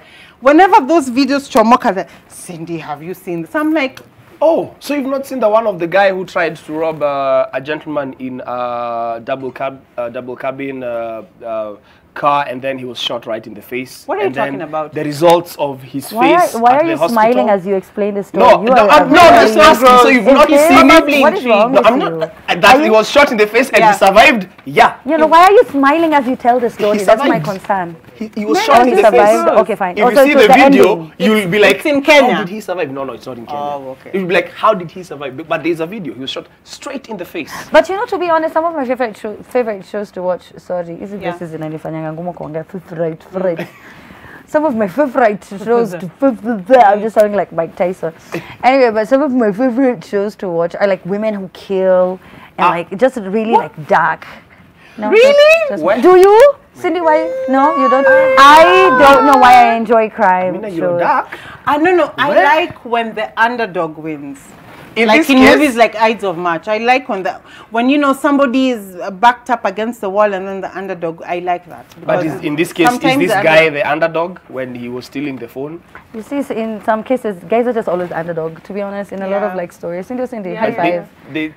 Corona, what do you mean? I'm sorry. All right, so listen, we're about to take a short break, but listen, did you guys hear the story? Education Cabinet Secretary Professor George Magoha on Wednesday this week instructed teachers to confiscate all small bottle sanitizers from all learners. Now, he said some students had been using hand sanitizers to start fires in schools, and his worry comes after, you know, the country has seen several students arrested for indiscipline in schools. Now, how feasible is this theory? So should we have large bottle sanitizers? I don't know what the solution to that is. I don't know. Was it really about the size, or it was just generally the fact that I'm like, at the end of the day, COVID is real, and these were one of the measures that the Ministry of Health clearly stipulated and said kids must wear masks, they must have sanitizers. So if they're starting fires, then what are we going to do about Corona? When have students not done student things? Yes. Students have used pencils and pens to poke each other's eyes out. Can I tell you the crazy Students have used towels. So we don't in high school. Students have used towels to inflict a lot of ushaitalikwa na towel. Do you want to what kind of schools did you go to? Do you want to hug? Why were people whipping with the Students have used a lot of things to inflict pain. Wait, did you go to the high school where you all showered together though? No. We had cubicles. Yeah. But is it true that cubicles never had doors? No, never had doors. Like showers? No doors. I mean, so you just bend and get the soap and you see No, so you experience prison. Practically, like, but you other than the fact that I have almost been to prison. So to say that too, you've never picked up a soap? Yes, Sandy? The food has paraffin. Is it in high school? Yeah, in high school. That's more of a myth than a fact. I think it did. That's more of a myth than. Like but you see, the fact remains. Please tell me. The fact remains that students will be students, kids will be kids. But you see, one thing that Magoha mentioned that is very important is that after Oh, I'll say that later. Yeah, it's okay. Is it quick? It is quick. Jackson, can you say it quickly? Magoha mentioned that kids have been at home for 8 months. About 9 months, yes. But parents expect discipline not to be instilled at home. They expect that discipline to happen in school. It's never going to happen. If they did not manage it for the 8-9 months that they were at home, it's not going to happen in school. Yeah, that's why we have a lot of cases of kids doing a lot of things. 14-year-olds trying to kill their fathers. Mato being whipped with towels. That is. Mato, let's talk about what happened to you in high school. Show us on the teddy bear. We're gonna, you know what? Let's just take a short break as we hug Mato. But tell us what your thoughts are on any of the stories we've discussed at the Trend Live. The hashtag is TTTT. We're going to be right back.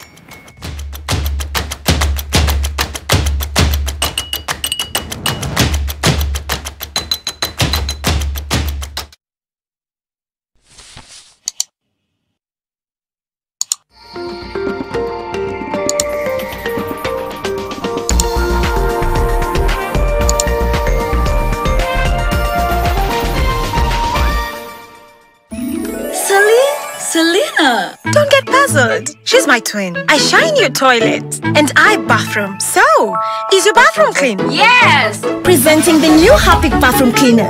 Compared to ordinary detergents, its thick formulation gives you superior cleaning and kills 99.9% of germs and viruses all around the bathroom. Blue for the toilet. And red for the bathroom. Harpic Bathroom and Toilet Cleaner cleans and kills 99.9% of germs and viruses. Do you think this is a girl? No! Let them know! Let them know irritation! Let them know!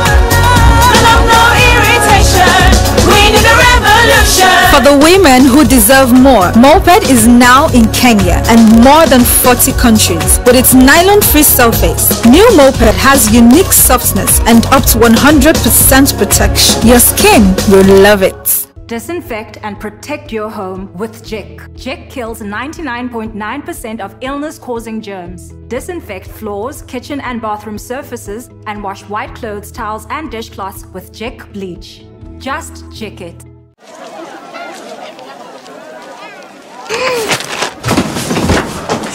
Do your gums hurt? Yeah. Does your toothpaste contain sage, eucalyptus, myrrh, chamomile? All that in one toothpaste? Yes, try Colgate Herbal. Colgate Herbal contains nature's best herbs and Colgate's fluoride technology to give you strong teeth and healthy gums. Ah, Colgate Herbal. Let's go. Colgate Herbal for strong teeth and healthy gums naturally.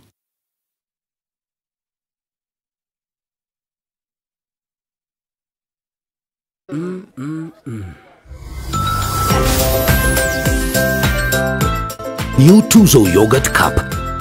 Size yako, bei yako.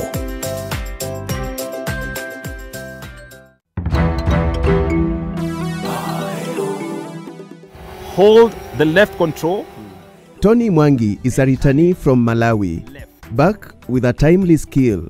My work was to deliver medicine to rural Malawi. As Kenya begins to enforce strict drone regulations. We have the power to arrest and detain and take people to court for violating regulations. On Kenya to the World, the fashion company dressing Hollywood stars. And on My Magical Kenya, the magic of Magado Crater in Meru. Select a plot of value-added land within Garden of Joy gated community off Koma Kennel Road, Machakos. Now kuamue January na 21K with Optiven. Call us now on 0790 300 300.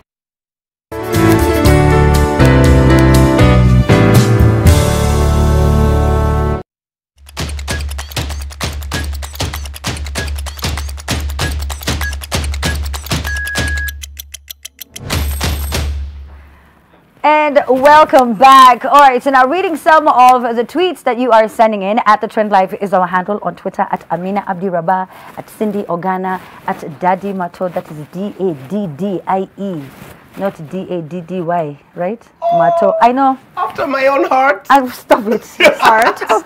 No, it's the CNN vibe. I got tonight on the I think think ni effects za kufanya capital. Unajua saa zingine hiyo accent ni from like 3 a.m. So I'm Your like, accent has good changed morning. this I day. know, I sound so, I even Warges, I understand. Alright, so what do people think, Cindy?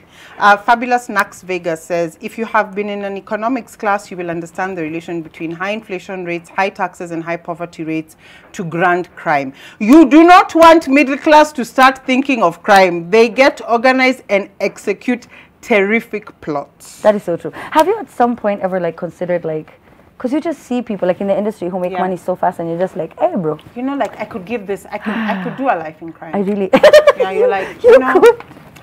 I could survive. I could run a cartel. I could, you know, because you see people like buying houses and like taking care of their families, and you're just like, what? You're like, Aki, by the time how many 20Ks a month do I need? Yes. to how to many make chamas 2 do I billion join? that apparently disappears a day in this very country that you also live in.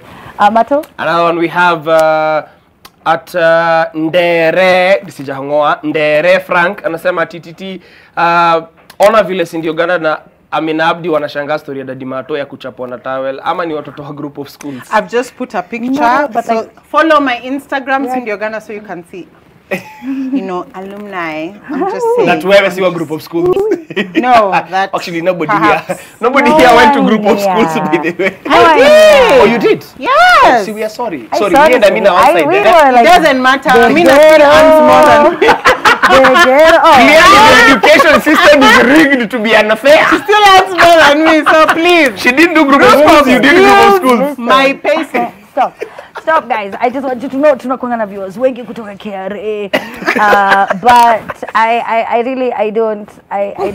Anyway, so I'm dressed in this oversized jacket not because we have a hip hop show at 10 p.m. so you better tune in, right? Mimi nimeona tu set venye imetengenezwa nikashindwa. Hizo ni viatu za left peke yake kwa sababu hii set watu wamekuwa kipita hapo wakisema first of all but ni kwa sababu ya Ndenga. Unajua Ndenga tumtrust sana like we don't know. So exactly. Yeah. What does it mean? I think a gun. Right? Ndenga is a gun. I think it is. No way. Our producers Ndenga means a gun. I didn't know. He's Ghanaian. Anyway, so how many years? How many years? Do you have more tweets to read? Do you have more tweets to read? Because Cindy is not Kenyan. Not right now. I don't know what she. Do you have more tweets to read before we go to the next story? As we talk about 4 hustlers who were arrested at UDA offices. Mato, any tweets? I have one where Nax Vegas. I've already said Nax Vegas. Oh, there's another one. I miss my high school days when the worst we could do was jump the fence to go to a rave.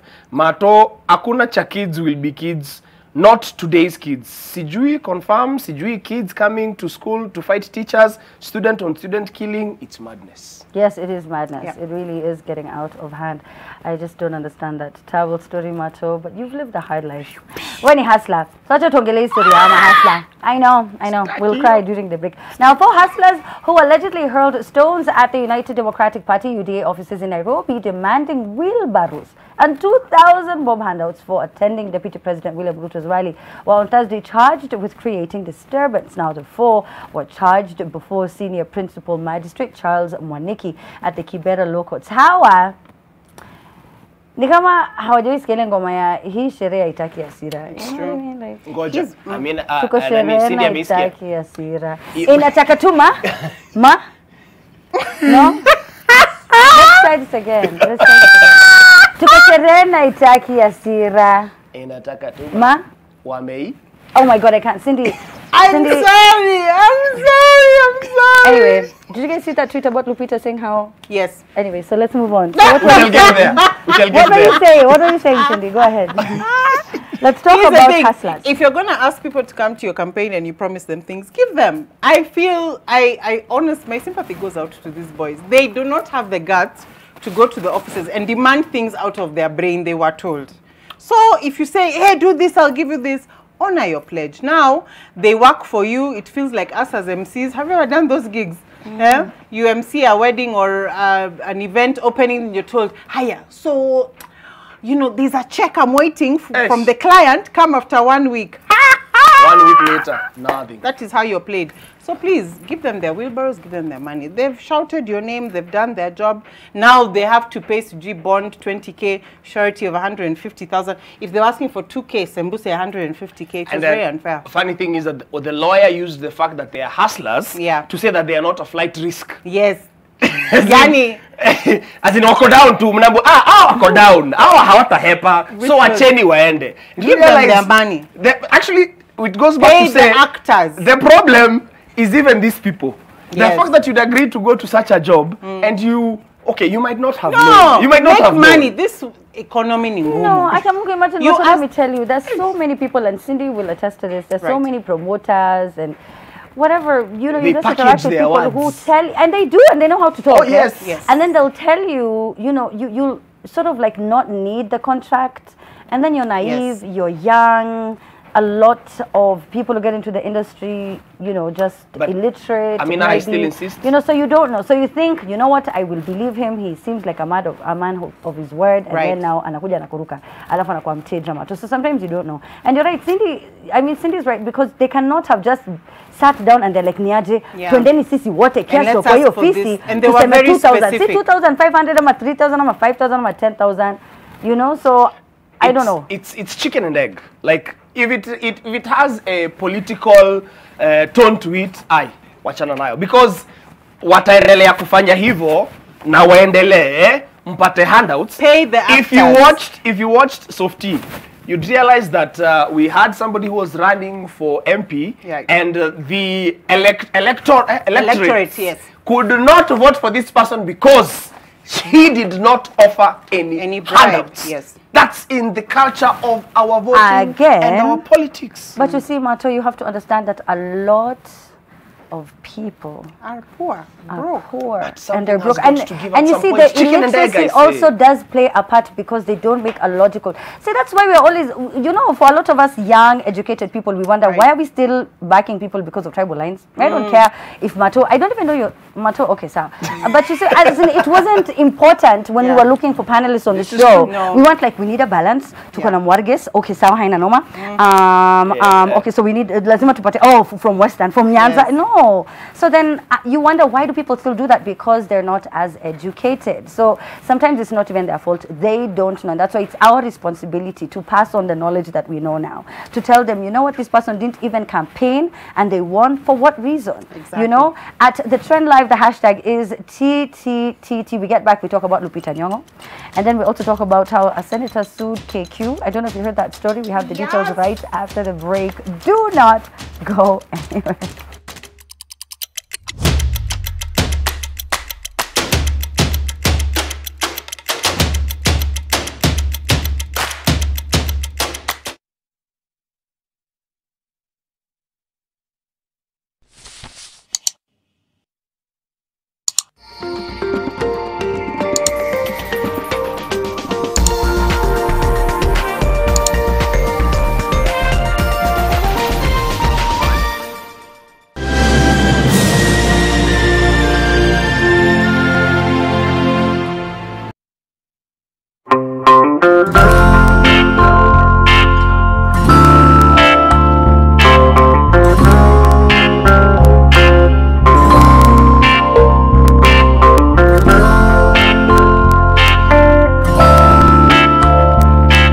News from Molfix. Let's see what they're developing right now. That is just mommy. It really feels very comfy. Molfix pants with anatomic fit technology. New Molfix pants, an invention from babies for babies. You should also try Molfix. Ah, Helen Paul. Hello, madam. Would you like to join us on this mission? Yes, but how? Just one question for you. How do you keep your toilet clean? I use regular detergent and bleach for washing and removing yellow stains. I've been using it for years. Oh, madam, the regular detergents and bleach are used for washing clothes. To disinfect your toilet properly, you need Harpic 10X. It is specially made for germs and stains removal. Harpic's thick formula settles on stains and gives 10 times better cleaning compared to regular detergents and bleach. Wow, now I'm convinced, Helen Paul. Really? Yeah. Now that she's part of the mission, the next house is yours. I have to admit, I didn't like sukuma wiki when I was growing up, but now I've created a way to make sukuma wiki tastier and meatier. I simply add 2 Royco beef cubes, and the end result is a rich, meaty flavor. And today, I have brought along my harshest food critics for a taste test. My kids.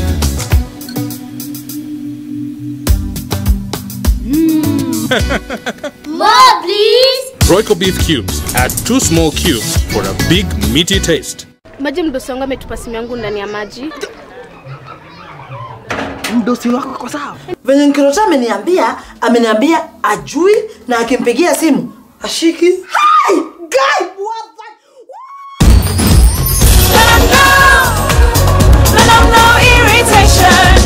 For the women who deserve more, Moped is now in Kenya and more than 40 countries. With its nylon-free surface, new Moped has unique softness and up to 100% protection. Your skin will love it. Breaking news from Molfix. Let's see what they're developing right now.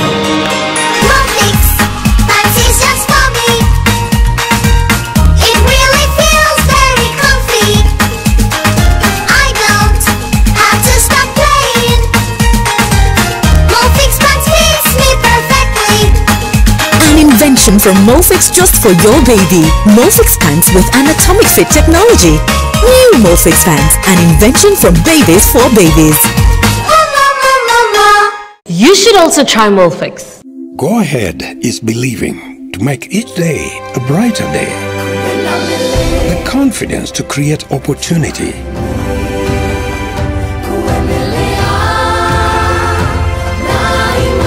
It's those small acts that go a long way. Going Ahead is us changing our communities to go ahead. Now, that is the Kenyan spirit.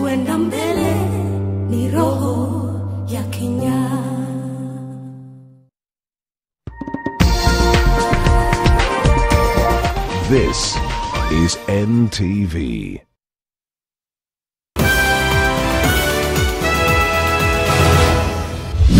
Tonight, Kenya, we have a problem. Especially elected leaders. Tafadhali wacheni ushenzi.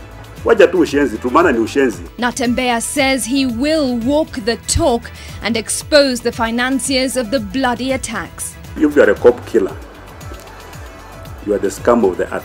3 MPs who were stuck in Kapedo are finally free. Also tonight... What were the figures yesterday? It was 2.3%. Do you want me to listen to your politics or look at the facts? Education Cabinet Secretary George Magoha dismisses Kemri report projecting COVID-19 infections and deaths will peak in March. There's no cause for alarm, there's no cause for concern. Plus, the Deputy President says he knows some of the COVID-19 millionaires. The people who stole in Kemsa are known, and majority of them are the people who are supposed to be in the opposition. While he launched a veiled attack on his boss, President Uhuru Kenyatta, he is also under attack over corruption claims. The Deputy President has committed the offense of criminal libel. And Balala lands in Bala. Celebrated Kenyan actress Lupita Nyong'o is not laughing with, but at Tourism CS's claim over her inaccessibility for 5 years.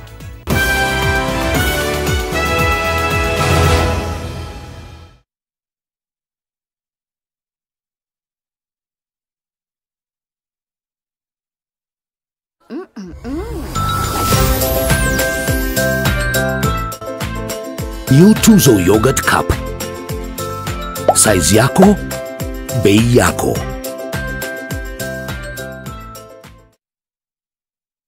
Mzungu alikuja hapo kitambo akapata watu wanachimba gold. Is this a gold mine? Then Muluya akasikia akasema, hii ni kolomani. Fun and food got together beautifully at GMC Place. Enjoy our succulent meals in a serene setting with a varied choice of fun games for the little ones. Cup it up with a cuppa or a cocktail, all available to your taste. Make your reservation today on 0701 560 560. Close Up Deep Action with antibacterial formula And Deep Cleaning Gel keeps your teeth clean and protected. Close-up deep action. Enjoy long-lasting fresh breath and more.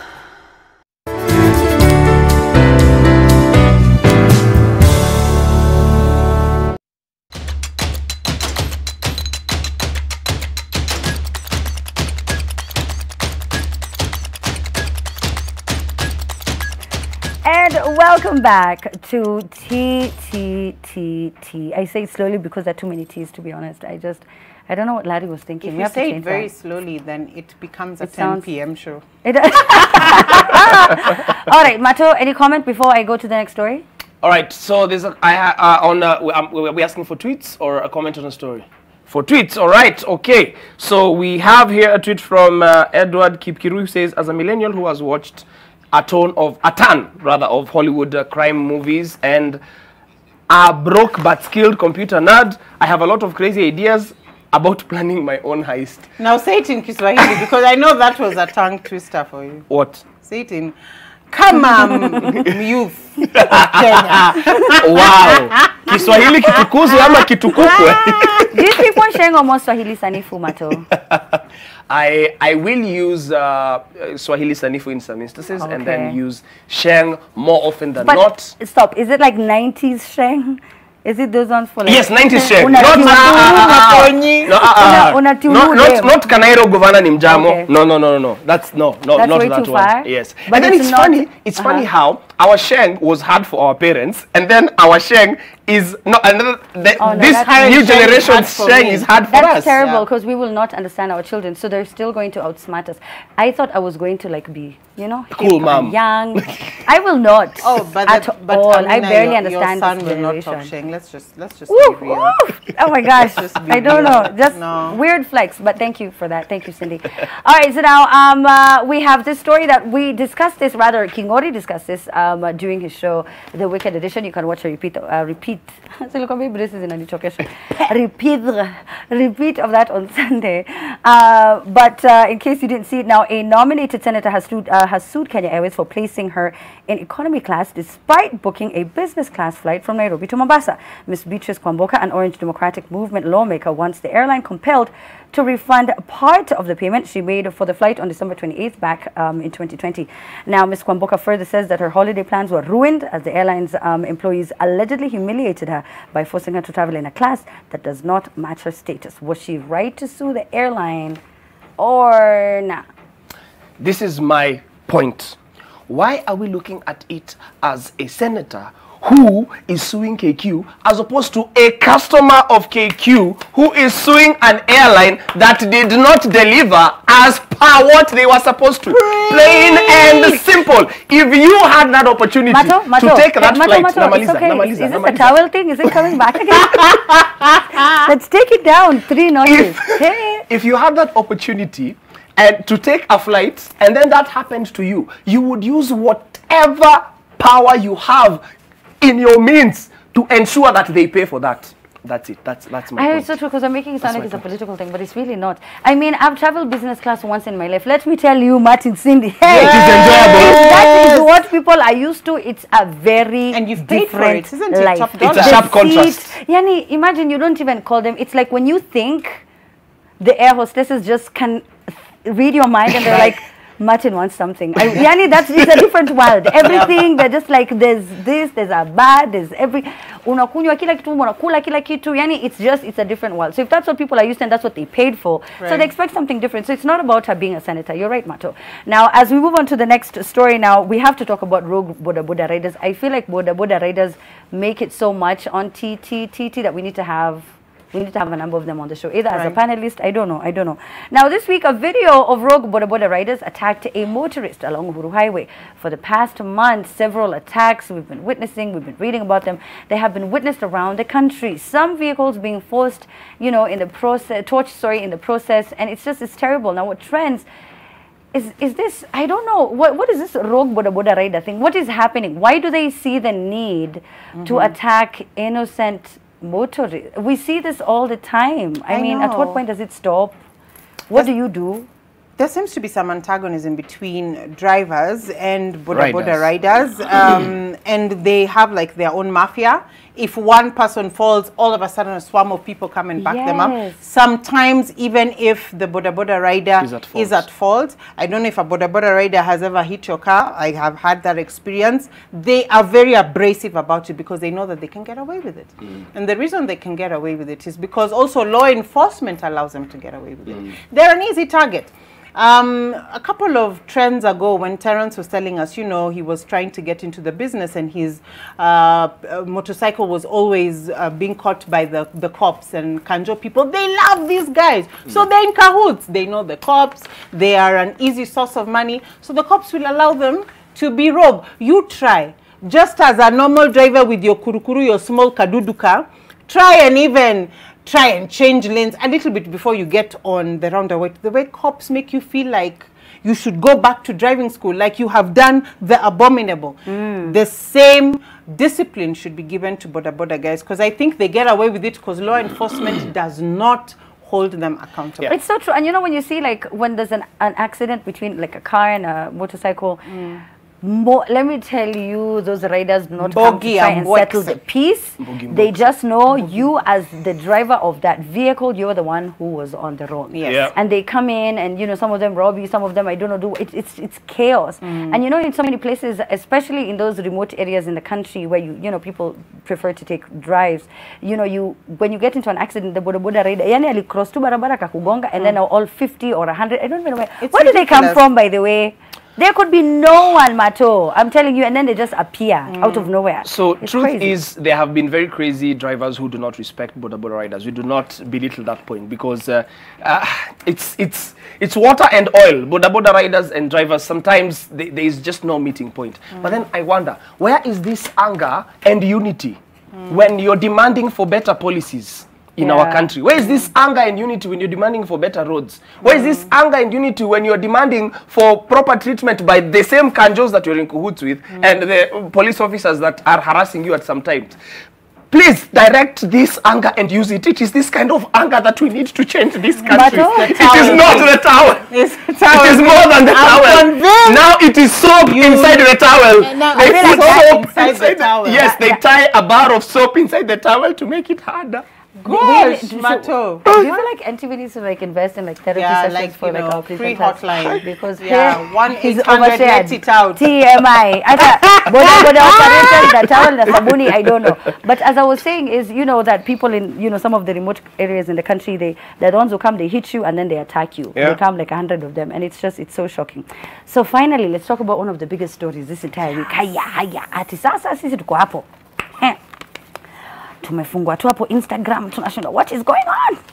Tuko na Lupita Nyong'o amesema wait a minute, excuse, stop the hold the press. Wait a minute. They said they've been trying to reach who for how long? Akasema hakuna mtu amejaribu kumpigia simu, hakuna mtu alijaribu kumtext, hakuna mtu alimwandikia DM pale Instagram, Twitter, nothing. Hakuna mtu alim-email, no one sent any the kind last of bird. 5 years, and I love the face she put like that was terrible. But so memeable. I mean, this is after the appointment. Wait, let me explain the full story. So now there was the appointment of the gorgeous, award-winning international supermodel Naomi Campbell, Cynthia. Yes. And they appointed her. They said she's an international brand ambassador for us. Right. Sisi tumekuchagua wewe. Go please and sell our country. And then they said, you know, because people raised a lot of questions. A lot of politicians as well from both sides of the divide said that, you know what? Why couldn't you choose one of our Kenyan heroines or heroes? As in, we have so many people who we look up to who can sell us on an international, you know, market. Caroline Butoko had, you know, what she had to say, and she shared that on her YouTube channel. Please go check it out, subscribe. Hey, Caroline. But what do you guys think? She said, "Hakuna mtu alipigia simu." Cindy.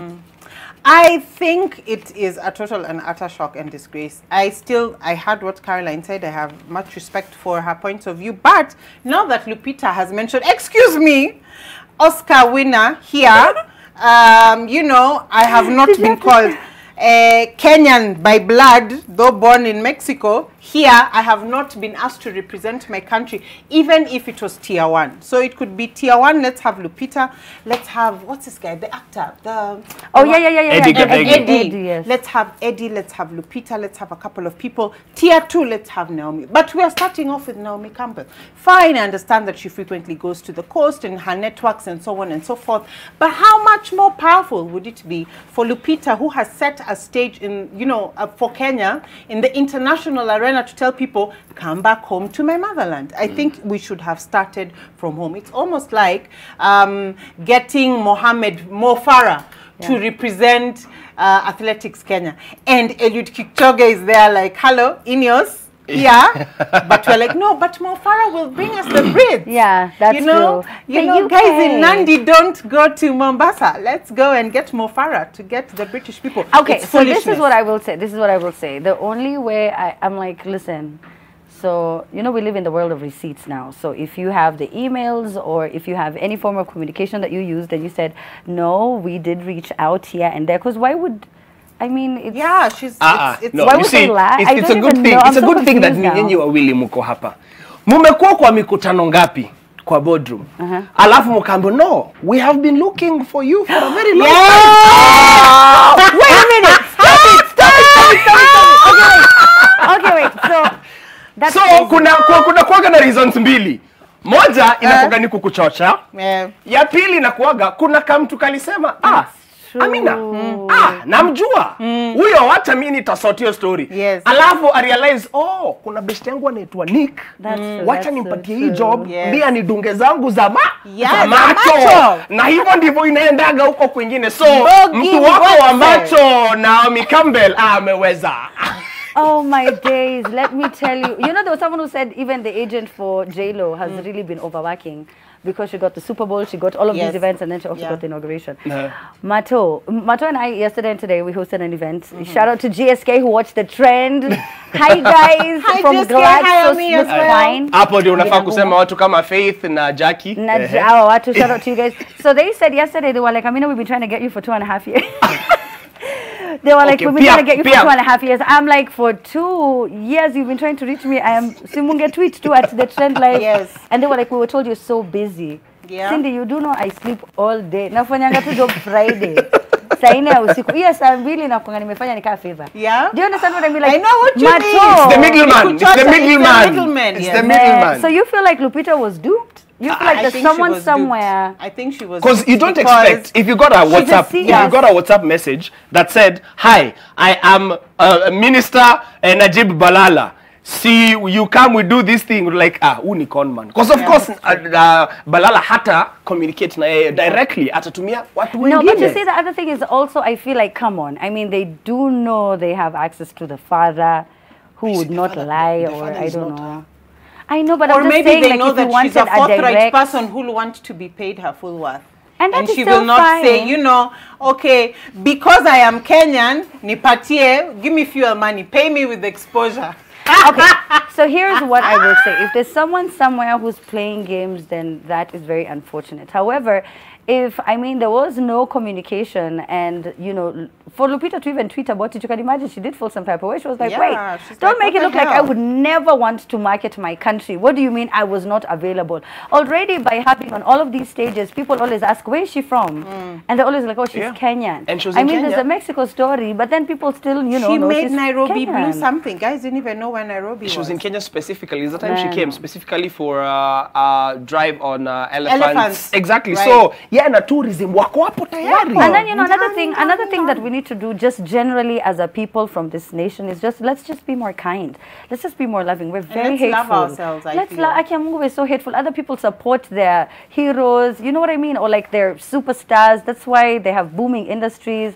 Let's just stop being so negative. So we like things that are foreign. Yeah, we do. Like if it's foreign, if it's not from this country, we think that it is better, it is superior, it's more professional. But do you know when it started? From when we were kids in school. Wakati badala ya kuambiwa, wewe umeiva naambiwa sasa unaona ni kama when you chopiwa class. Mzungu. So, Mzungu is the highest standard. That's true. We're out of time. Wazungus actually keep time. I just feel like I should tell you that. They have enough time to say goodbye. As we never have time to say goodbye. Thank you so much, Daddy Mato. Cindy, thank you so much. At 10 p.m. it's going to be a great show. It's all about hip-hop. That's why I'm wearing all these ridiculous things that I don't even understand. Shout out to Cindy. Whoa. I'm going to wrap at 10 p.m.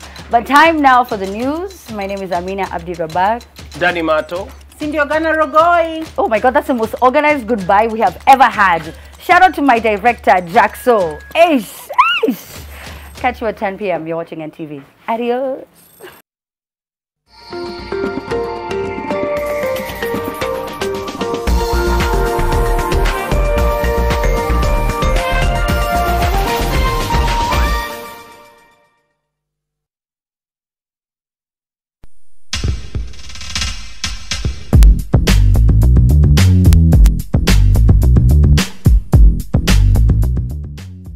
Hawa ni wa Jones family last week.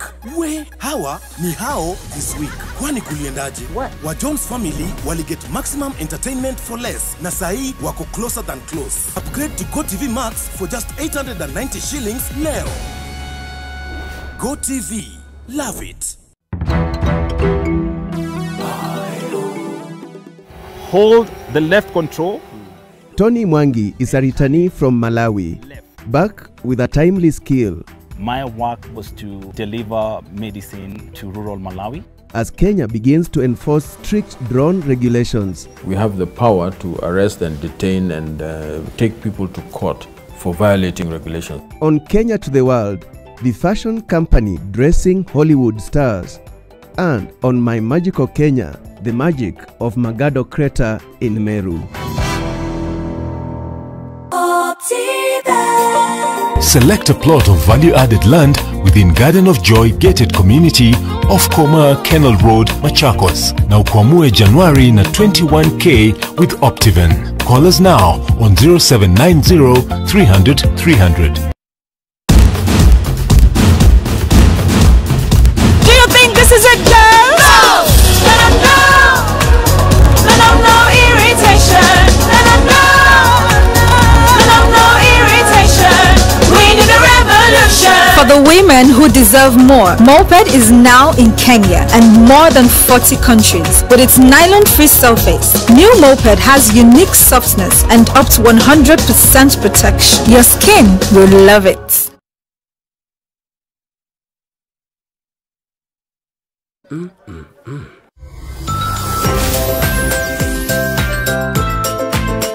New Tuzo Yogurt Cup. Size yako, bei yako. Our mega 50% off discount is extended till January 31st at Istiqbal. We offer quality, luxurious, Turkish-designed home furniture. Come and enjoy our limitless range of sofas, dining, beds, and mattresses, all tailored to meet your unique family taste. We bring the spark to your everyday space. Visit our Mombasa Road showroom at Panasar Center opposite Airtel and our flagship branch in Nakuru, Westside Mall. Don't miss out.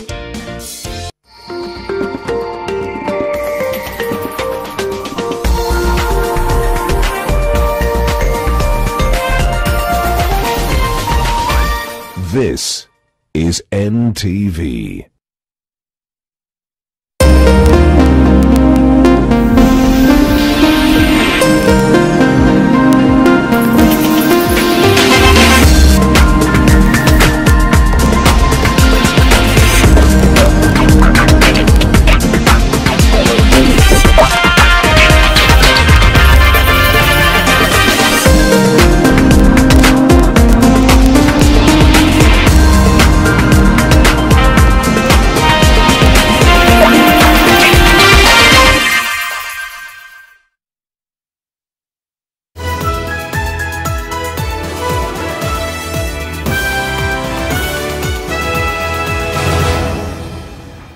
Hi there, it is Friday night and you are in time for NTV Weekend Edition. I'm Smriti Vidyathi. These are among our top stories.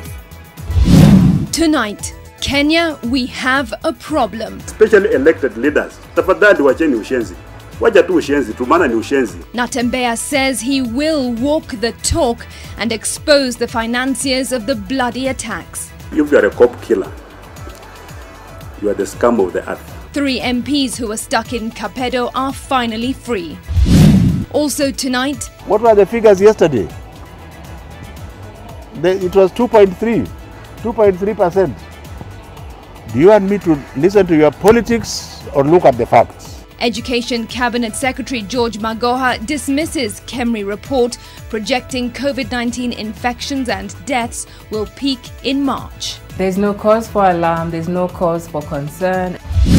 Plus, the Deputy President says he knows some of the COVID-19 millionaires. The people who stole in KEMSA are known, and majority of them are the people who are supposed to be in the opposition. While he launched a veiled attack on his boss, President Uhuru Kenyatta, he is also under attack over corruption claims. The Deputy President has committed the offense of criminal libel. And Balala lands in Bala. Celebrated Kenyan actress Lupita Nyong'o is not laughing with, but at Tourism CS's claim over her inaccessibility for 5 years.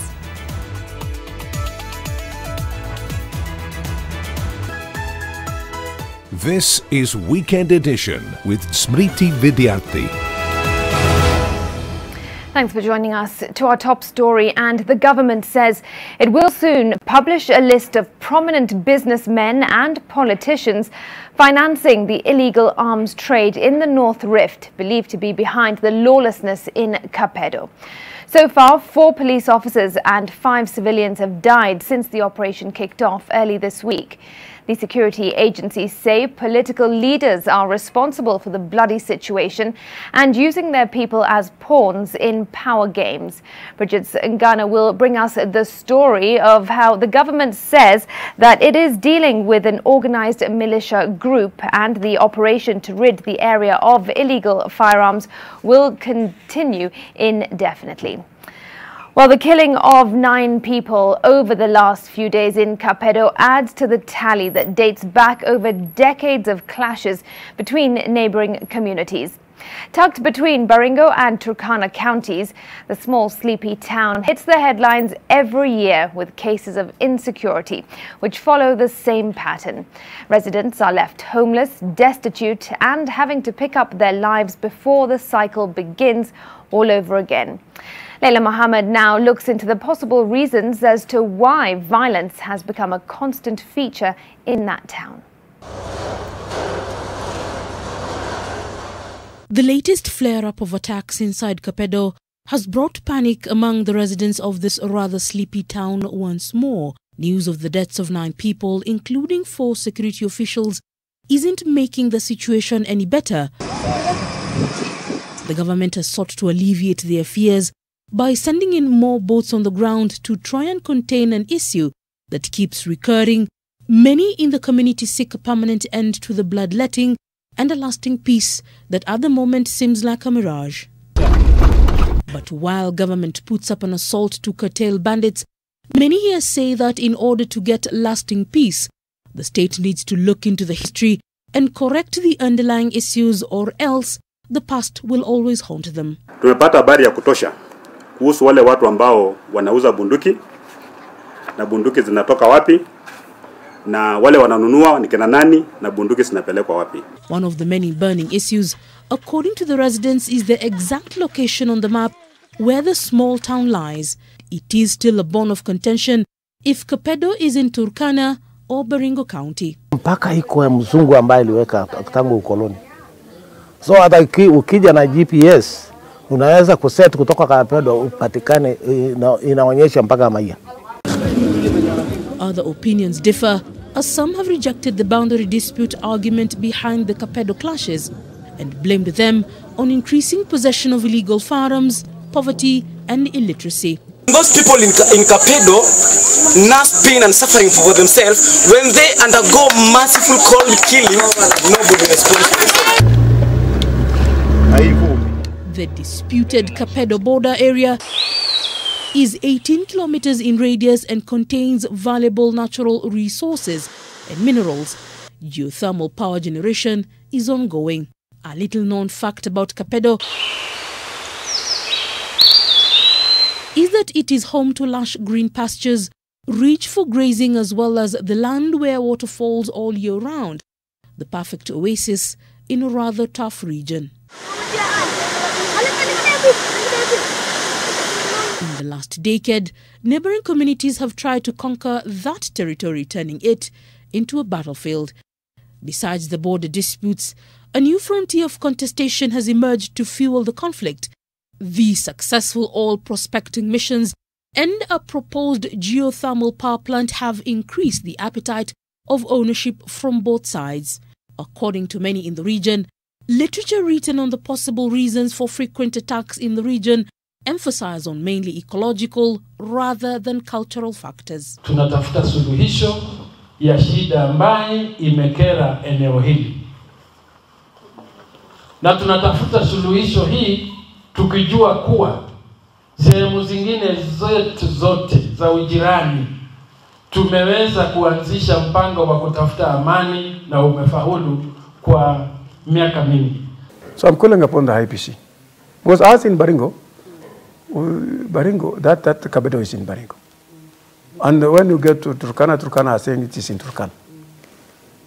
So we wish that the IPC should come on board.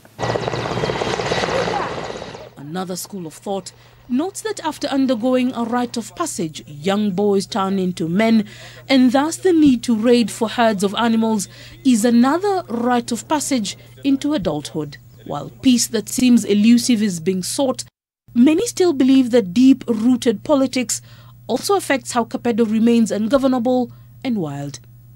Leila Mohammed, NTV.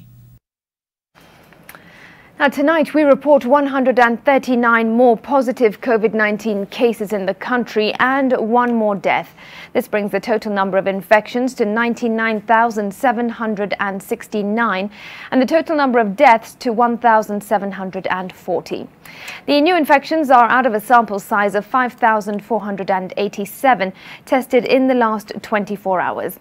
Now from the cases, 119 are Kenyans and 20 are foreigners. 137 more people have recovered from the virus and the total recoveries now stands at 82,866.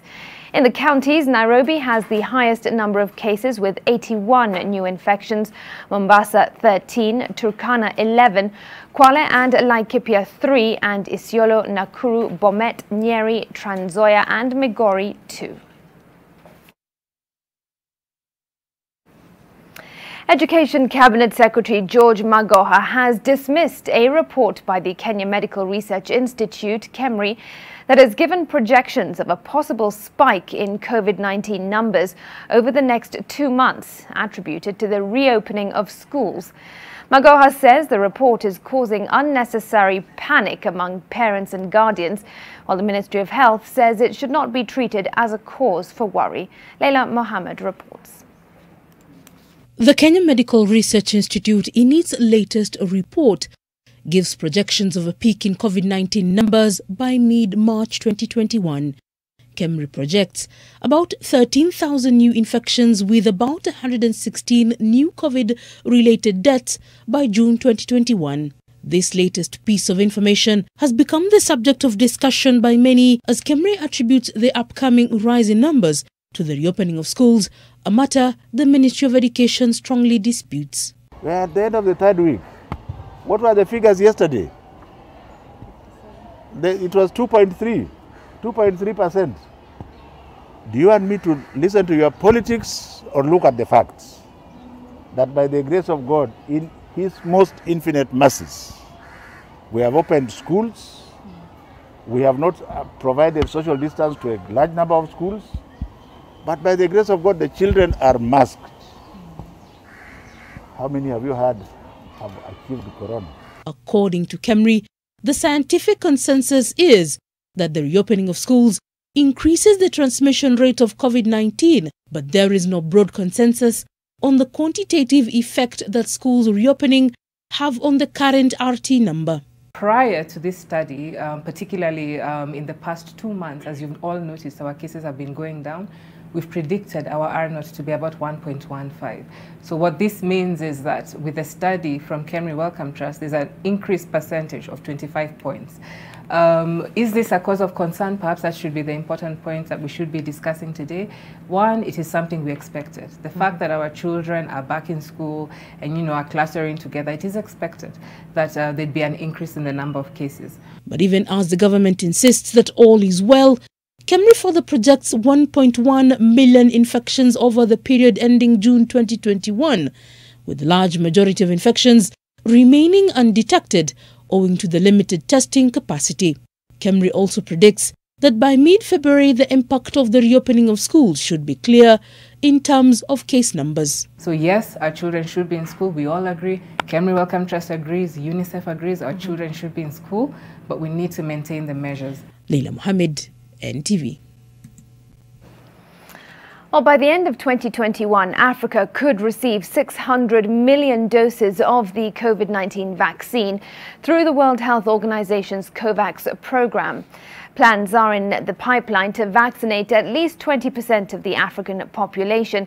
But according to the WHO, the buying frenzy by rich economies could limit access to the vaccine on the African continent and undermine efforts to contain the COVID-19 pandemic.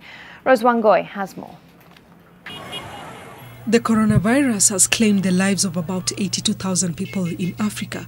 According to the Africa Center for Disease Control and Prevention, the continent has recorded around 3.3 million COVID-19 cases. While these figures represent small fractions of the global totals, cases on the continent have increased by an average of 14% each week over the past month. The first epidemic peak in July was surpassed in December, and cases are continuing to accelerate at a significantly faster pace. I think we have a combination of factors, possibly fatigue with the measures, and then, of course, the festive season with its travel and gatherings. The WHO Africa Director says it's committed to vaccinate at least 20% of the African population by the end of 2021. In Africa, COVAX is targeting phased delivery of 600 million doses by the end of 2021. This is based on 2 doses per person. An initial 30 million doses are expected to start arriving in countries by March, with the aim of covering 3% of the general population. These are intended to prioritize healthcare workers and other high priority groups, and then expanding to cover additional vulnerable groups. According to the WHO Vaccine Introduction Readiness Assessment Tool, African nations are on average 42% ready for their mass vaccination campaigns, which is an improvement on the starting point of 33% 2 months ago. But there is still a long way to go to reach the desired benchmark of 80%. Experts are still trying to understand why Africa so far has not been affected to the same extent as other continents. Here in Kenya, the government has ordered 24 million doses of the COVID-19 vaccine developed by AstraZeneca, which are expected in the country in the second week of February. Ruzongoi, NTV. All right, elsewhere now, and if you thought the kerfuffle over who should act as Magical Kenya's international ambassador had died down, well, think again. Just this afternoon, Lupita Nyong'o threw a spanner into the works with a tweet. Olive Burrows decodes the subtext. It was a tweet that set the Twitter sphere aflutter. After all, who doesn't enjoy a spot of tea? And spill the tea she did. It wasn't just what Lupita Nyong'o said, it was how she said it. The picture accompanying the post was worth 1,000 words. In her tweet, she, in not so many words, put the Tourism Cabinet Secretary Najib Balala on blast. Me, she tweeted, when I hear the Kenyan Ministry of Tourism has been looking for me for 5 years. Hashtag I'm right there, baby. Hashtag alternative facts. In jest, she added, Niko Wakanda. I'm in Wakanda. A reference to the blockbuster film Black Panther, in which she starred. Put another way by one of her followers, Ulisikia wapi? An announcement on the 12th of January that fashion icon Naomi Campbell had agreed to be Magical Kenya's international tourism ambassador was met with, to put it mildly, some strong reactions. There were those who felt that the Oscar award-winning Lupita was the better choice. And it was in response to those critics that the Kenya Tourism Cabinet Secretary, Najib Balala, reportedly explained, "We have tried reaching out to her in the last 5 years, but her managers could not let us reach her." According to the government-operated Kenya News Agency, Balala put up the defense while assessing the Global Tourism Resilience and Crisis Management Center at Kenyatta University on Thursday. Rather than have her handlers put out a statement, Lupita responded in true Kenyan fashion. And to quote one of the netizens who responded to Lupita's tweet, "Kikaumana." It wasn't long before Lupita was a trending topic and Balala became the butt of the joke. But there were those who came to his defense, accusing Lupita of identifying more as Mexican-born than with her Kenyan roots. This is no joke. I've never been. But whichever side of the debate you fall on, you can't deny it provided for a juicy tidbit.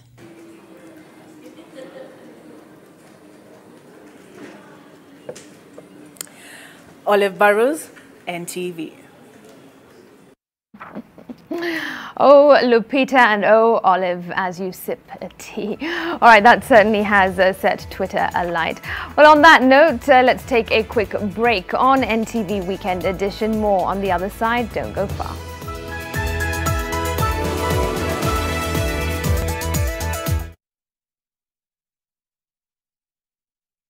Oh, yani aje, mino jonte fresh. Do you transform ordinary za mtush zenye ziukam na hii harufu ya bail into the freshest igi koshi yote. Siri ni hii Ariel mpya ya pink. So clean, so fresh. Ma customer unaisana na hii story. Ninatumia Ariel touch of down mpya tu. Yakari shirini safari anza ya kutunganisha kama Wakenya. Twende tukiuke, twende tukiuke. Let's go beyond, let's go beyond. Let's go beyond. Mimi na wewe tukikundi. Kazi nzuri ya kujivunia. Let's go beyond, let's go beyond. Kwa juhudi na matumaini, twaelekea kesho pamoja. Twende tukiuke, twende tukiuke. Safaricom. For a better tomorrow, don't forget to do the 1, 2, 3 with Colgate every night.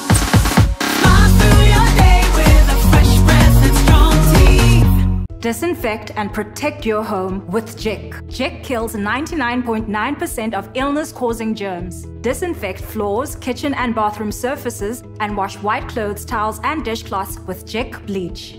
Just Jik it. Hold the left control. Tony Mwangi is a returnee from Malawi, back with a timely skill. My work was to deliver medicine to rural Malawi. As Kenya begins to enforce strict drone regulations. We have the power to arrest and detain and take people to court for violating regulations. On Kenya to the World, the fashion company dressing Hollywood stars.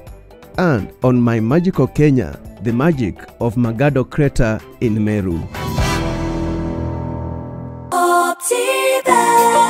Select a plot of value-added land within Garden of Joy gated community off Koma Kennel Road, Machakos. Now kuamue January na 21K with Optiven. Call us now on 0790 300 300.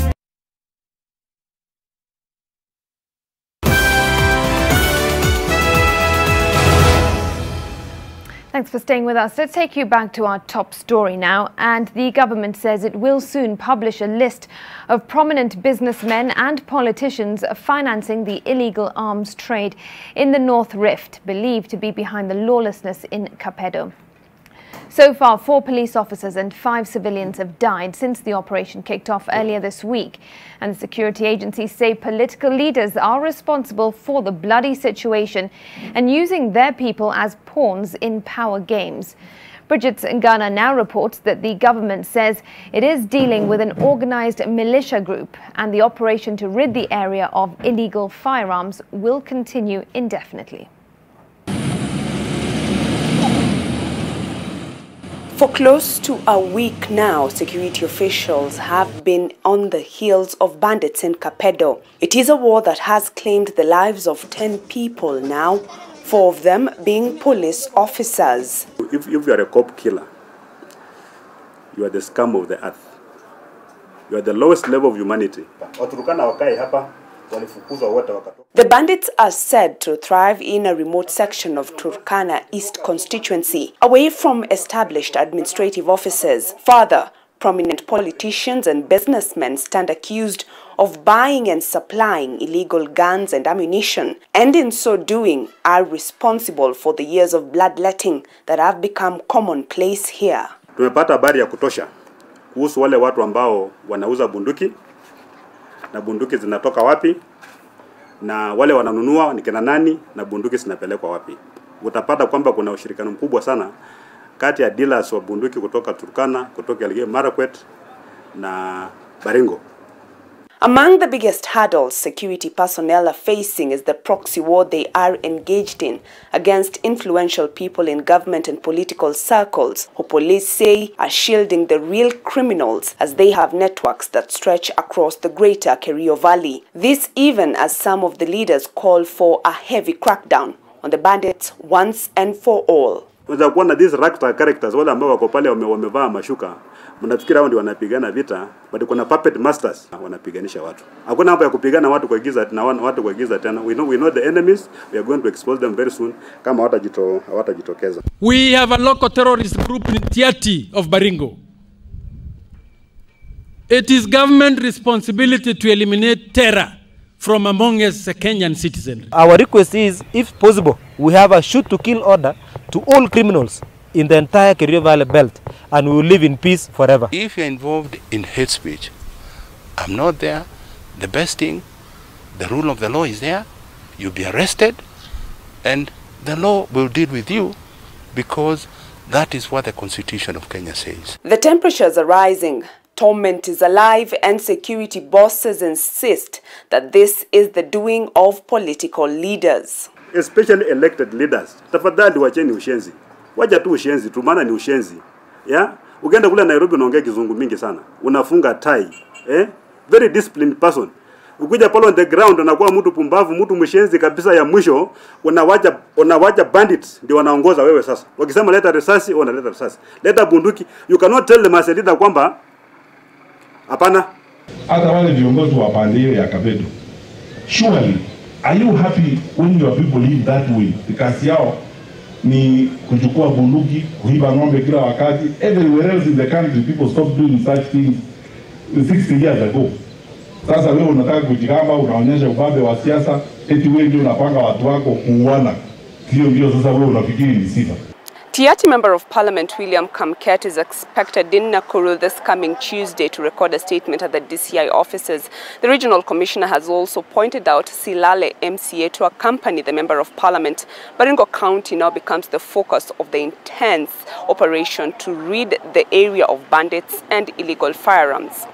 Bridget Ngana, NTV, Nakuru County.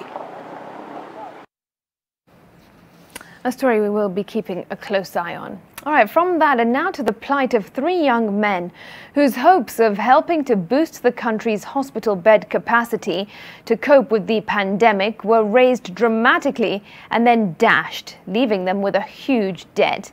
Anita Nkonge has more. Picture this. You're a young, vibrant Kenyan youth who, through your own initiative during a pandemic crisis, decide that you want to help out by making hospital beds. One post of it on social media goes viral and leads to a phone call, not just from anyone, but from the president's office, promising you a job. Fast forward 6 months later, and that dream has turned into a nightmare. One that 3 artisans in Githunguri, Kiambu County wake up to every morning.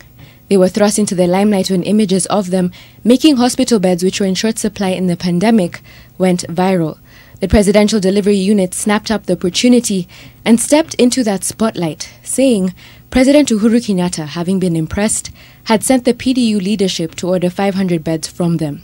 The excitement was palpable, but immediately they came here, they said that they are going to take us to Kenya Bureau of Standards, where we are going to be given the certification to make sure that the beds we are making are up to the standards, and that's what they did actually.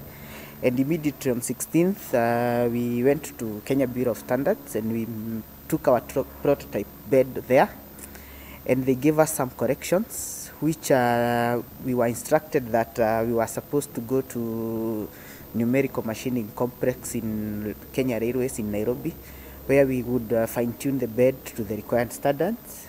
And that is how we finished. We went there to NMC, and we spent there around 3 weeks. And after numerical, we took now the bed back to KEBS, and now it was to the standards, and we were given the KEBS certificate on 12th of August. Mungai, along with his partners Joseph and Paul, were then instructed to wait for the local purchase order. As they waited, they began preparing to handle the 500-bed order. We ended up recruiting 65 young men and women into this place. Most of them were local artisans in Githunguri. You know, when it's a presidential directive, that is something that, you know, it's a bet. So people of goodwill came to us, and some decided to lend us money because there were things that we needed so that immediately we get the LPO, this job would move on swiftly. And the first guy gave us 3 million shillings. And actually it's a microfinance, and now we have an individual, he gave us 600,000. The 3.6 million shilling loan plus interest was due for repayment 3 months after signing the agreement, failure to which the car logbooks and other property would be repossessed. The money was used to import parts for the bed that were locally unavailable, including caster wheels and the lifting mechanisms. We gave him a deposit of 2.5 million to bring us the caster wheels, 2,000 caster wheels, and 500 lifting mechanisms. So the deposit, the balance we were to pay him, immediately he delivers the equipment to us. Gadhogo explains that 650,000 shillings went to paying the 65 local artisans that joined in to help make the beds following 2 weeks of training conducted by Mungai himself, Paul and Joseph.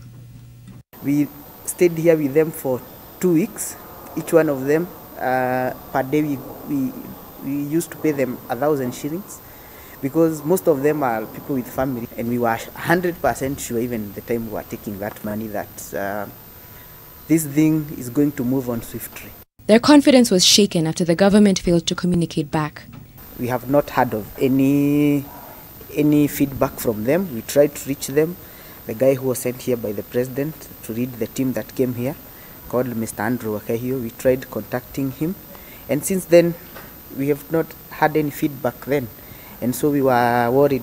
Now interest is incurring every month. We don't know now what to do, and that's now, and actually on Monday now, what made us now even more angered is the president said very well in his address to the local radio stations that he's given us work which we don't know where it is, and we are here struggling with debts. Actually, every minute these people are calling. We decided to go back on social media where we got their attention. We are making a request, humble request to the government. If we can get the LPO, we'll continue with the job that we were given by the president. The other issue is about the loan that we took. We are worried because the time has already lapsed. We are fearing that we gave our security eye and Paul. We are not very sure whether they will give us more time. So we are fearing that they might come and take our cars. So we are requesting the government, if it will be possible, we get the LPO, we'll continue with the work. I have a request to His Excellency, the President. If it will be possible, he intervenes so that at least we can get the LPO and continue with the work. If it will not be possible, they give us the money that we took for the loan, and possibly we sort out the loans and continue possibly with our life. NTV reached out to the Presidential Delivery Unit for their response. Their team committed to the response today, Friday. They then changed their commitment and have promised to respond on Monday. Anita Nkonge, NTV. Well, we're certainly holding that presidential delivery team to that promise. We do expect a response on Monday. We certainly expect that the president or the government and that team are heeding the requests of those gentlemen who are now in a difficult and desperate situation. A story we certainly will be following up on. All right, at this point, we've got to take a quick break. Dan Wangi is up next with the day's business news. Stay with us.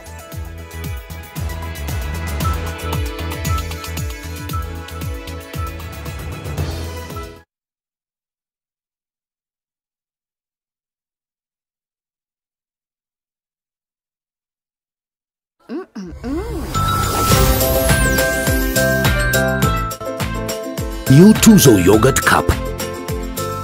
Size yako, bei yako.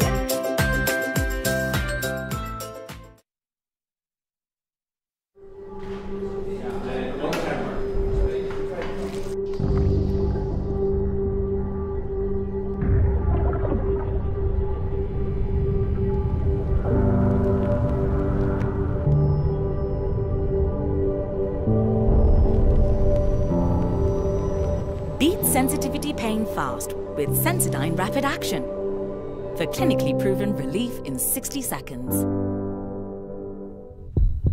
Siku ya leo tuko na successful bidder, wacha tumjue. Kwa majina naitwa Michael Madheri Matere. Yes, kutoka Ngecha Rimuru. Ni namba gani ya shini na unique ulitumia ndio uweze kubid? Namba yangu ilikuwa 1169. Uko na hiyo pesa? Niko nayo hapa. Ah, si leta hiyo. Receipt yake ndio hiyo. Kifunguo ndio hiyo. How low can you go? Unaweza enda chini mpaka wapi? Bid, bid, bid now. I mean now.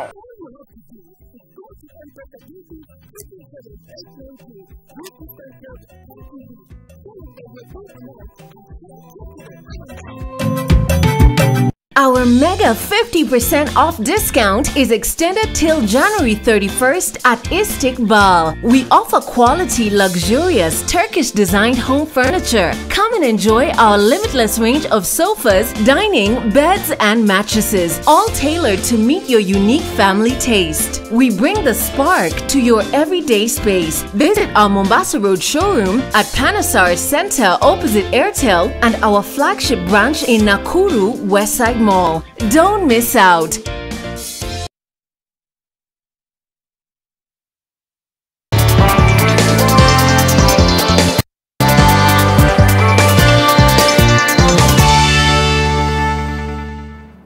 Good evening and welcome to NTV Business. I'm Dan Mwangi. Now, the government realized 1.2 trillion shillings in revenue collection for the first half of the current financial year, pointing to relatively robust performance, particularly in the period between October and December 2020. The half-year revenue figures indicate that the government is on course to surpass its non-tax revenue target for the whole financial year, having already achieved 80% of the full-year target. Now, here's Alex Mwangi with a breakdown of the collections in the 6-month period. The latest figures from the National Treasury indicate that the government mobilized total revenues of 1.2 trillion shillings between July and December 2020. With a full-year target of 2.8 trillion shillings, the 1.2 trillion shillings is not far off the mark from half the full-year target. The performance is a pointer to the resilience of the Kenyan economy, which has weathered the COVID storm far better than other nations. And even if you look at the previous dip that we had, there was a dip, but I think in other countries you're having -6%, -7% GDP growth. Ours was just about 0%. So yeah, looking forward to see what the Q3 number stands at, because that will tell you what happens, and then also in the lead up to Q4. When assessing the actual receipts for the 6-month period against the full-year targets, the government had strong performance in the collection of non-tax revenue, netting 52.9 billion shillings against a target of 66.1 billion shillings, achieving 80% of the full-year target in half the time. Tax revenues stood at 673.6 billion shillings against a full-year target of 1.6 trillion shillings. Out of the 786.6 billion shillings it intends to borrow domestically for the 2020-2021 financial year, the government has managed to achieve 49% of it, securing 385.8 billion shillings. Over the 6-month period, other sources of domestic financing have not come through as planned. Only 3 billion shillings out of the full year target of 36.8 billion shillings, or a performance rate of 8.3%, has been achieved. The pandemic squeezed the inflows from foreign partners and lenders. Kenya secured 39.8 billion shillings as external loans and grants against a full year target of 373.2 billion shillings. With new taxes such as minimum and digital services tax having taken effect from the beginning of the year, the taxman is angling to mobilize more revenue in the months ahead. Be that as it may, a second variant of COVID-19, however, threatens to scuttle the global trajectory of recovery. Alex Mwangi, NTV. Speaking of COVID-19 and scuttling trajectories, Kenya Airways revenue stream is set for yet another hit following the move by the national carrier to temporarily suspend operations to Netherlands and France for the next 1 month. The suspension has been informed by depressed demand as European countries tighten COVID-19 regulations in an attempt to halt the rapid spread of new coronavirus variants. The airline says it expects to resume regular services to the Charles de Gaulle Airport in Paris, France, and the Amsterdam Airport Schiphol in Netherlands on the 3rd of March and 7th of March, respectively. Hit by the coronavirus pandemic, which was estimated to cost the airline between 40 to 50 billion shillings last year alone, KQ has already laid off more than 600 employees and announced further pay cuts of between 5 and 30% for its employees earning above 45,000 shillings last week.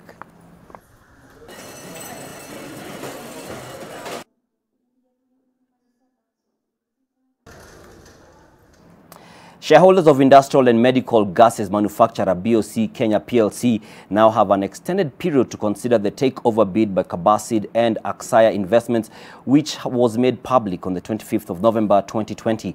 Shareholders have until February 5th to consider the offer, an extension from the earlier deadline which lapses on the 25th of January.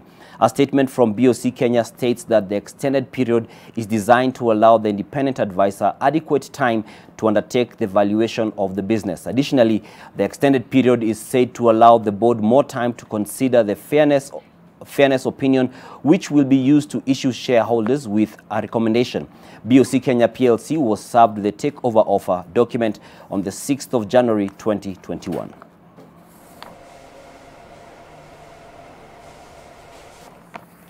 Business is done, so am I, and our week. Have yourselves a great night.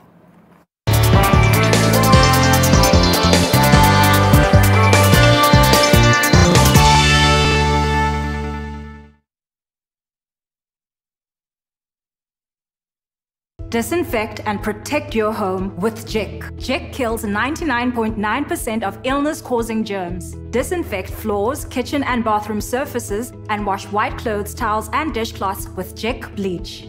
Just Jik it.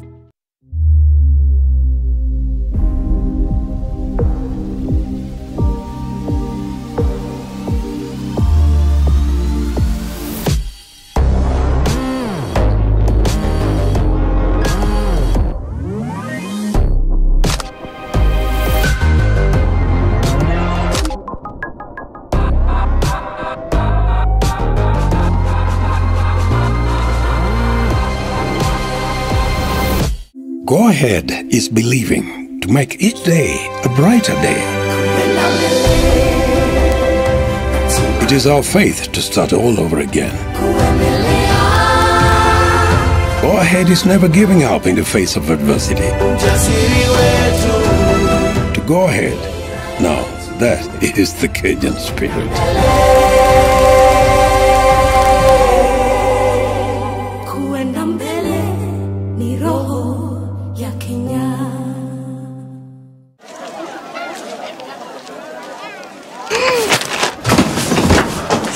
Do your gums hurt?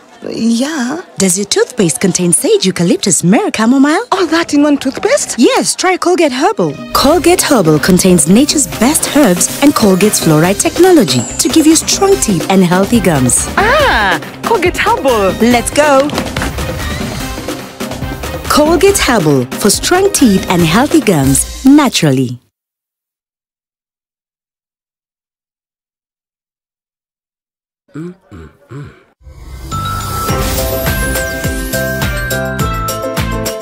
New Tuzo Yogurt Cup. Size yako, bei yako.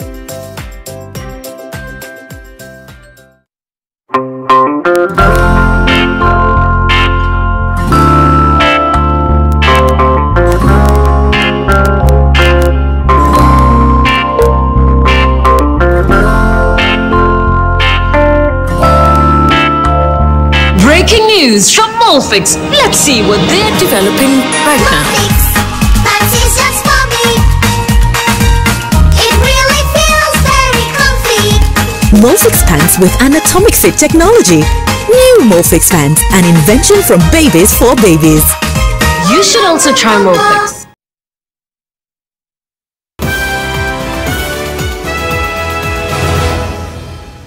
Welcome back. Now, Deputy President William Ruto has accused leaders in the Orange Democratic Party of being among the COVID-19 millionaires who illegitimately benefited from the heist at the Kenya Medical Supplies Authority. The DP is, however, potentially looking at facing various charges that Wiper Party leader Kalonzo Musyoka wants to drag him to court on account of. Melita Oletenges tells us more on the dynamics of politics and corruption. The war of words and ideologies between Deputy President William Ruto and ODM party leader Raila Odinga are increasingly becoming the norm, with the latest round being based on the failures of the Jubilee government to fulfill its mandate. On Thursday, Odinga sought to distance himself from the allegations that he is partly responsible for the failures, and by so doing, hit at the government led by his partner in handshake, President Uhuru Kenyatta. You are squarely to blame for the failure of this administration to deliver on our mandate because you came and overturned our priorities and changed our focus, destroyed our party. Today, we don't have even a party. As the DP throws jabs at Odinga, he is inadvertently having failed attacks at his boss, the president, who is the ultimate decision maker in government, without whose authority the sins he accuses the Orange Party would not see the light of day. But as the politics goes on, the DP threw in a statement on the COVID-19 millionaires, which raises questions and eyebrows on what information he has and what is being done or not to address the blatant theft. The people who stole in Kemsa are known, and majority of them are the people who are supposed to be in the opposition. But now they took over the running of government and they are running around. And as the DP was speaking on corruption, he was the subject of Wiper Party leader Kalonzo Musyoka's visit to the Director of Criminal Investigations, where he presented himself for public scrutiny by the DCI on the allegations that he grabbed his Yatta farm. Further, through his lawyer James Orengo, he is looking at a court battle with the DP. Incitement to violence, which is contrary first to Article 33 of the Constitution. Article 33 of the Constitution says that you have the freedom of expression, but it also adds that the reputation of every Kenyan must be respected. So that right does not extend to propaganda, incitement to war, or racial hatred, or to falsehoods that you may want to propagate as a politician. So Melita Oletenges, NTV. Is on incitement. right across the borders, and the government of Uganda has now been tasked to take action and apprehend the culprits responsible for the violence and abuse of human rights during the recent election period, which claimed 54 lives. NGO Human Rights Watch is accusing Museveni's government of foul play and going against basic democratic and human rights by also harassing journalists and observers. While President Yoweri Kaguta Museveni managed to clinch power for the 6th time in a row, the weeks leading up to the concluded elections were characterized by violence and human rights abuses, with the military deployed standing guard for anyone who tried to challenge Museveni's leadership. During the last elections, where the president's then closest rival, Kizza Besigye, was also put under house arrest. I think shortly after the elections and during the time around the inauguration for President Museveni, it's a tactic that the government uses to restrict the opposition, and very clearly presidential candidates who was a threat. On November 18th and 19th, security forces clamped down on protesters demanding the release of presidential candidate Bobi Wine. A day after the elections, Wine's home was barricaded by security officials restricting his movement. NGO Human Rights Watch, through a statement, are now calling for thorough investigations and prosecutions of those responsible for the violence witnessed. Democracy also came under attack during the election period as Uganda shut down its internet, prohibiting free speech and access to information. While access to the internet has been granted, some social sites are still inaccessible.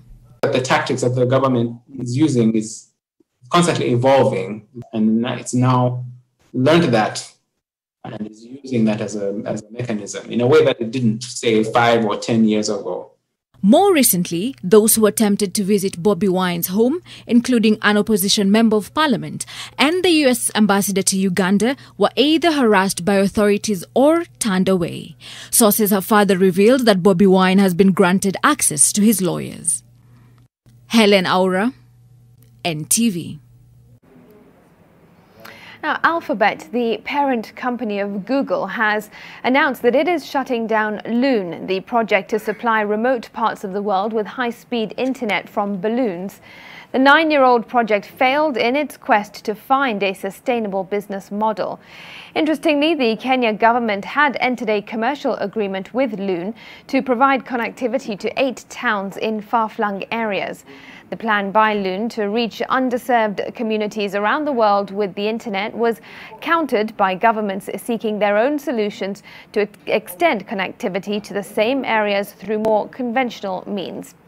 Well, the end of Loon goes to show the limits of ambitious technological solutions, even when the financial backing is there and very readily available.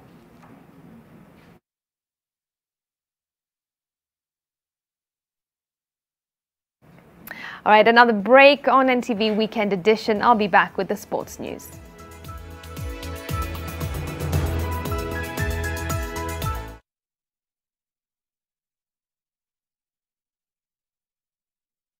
Maji mdosi wangu ametupa simu yangu ndani ya maji. Mdosi wako kwa sawa? Venye Nkirota ameniambia ajui na akimpigia simu ashiki. Hi! Guy!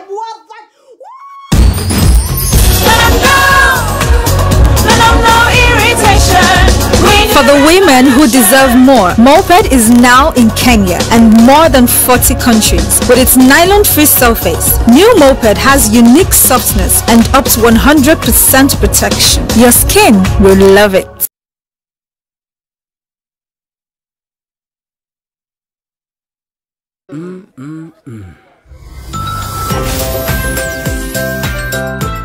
New Tuzo Yogurt Cup.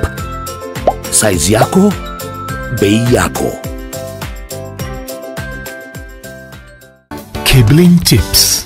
verify and authenticate your cables. We manufacture an extensive range of power cables for applications in domestic and industrial wiring. Our work speaks for itself. Get in touch. Let's talk cables. Kumbuka, wire see wire. East African Cables, connecting lives. Time ya God ni time ya God. Hallelujah. What they up to, we're not in studio or on stage. That's what I do right now. That's one, my dad, my family is so big. Hapa, tutakuletea updates zote about all the trendy and popular entertainment events. Kuanzia Kenya, East Africa and Africa.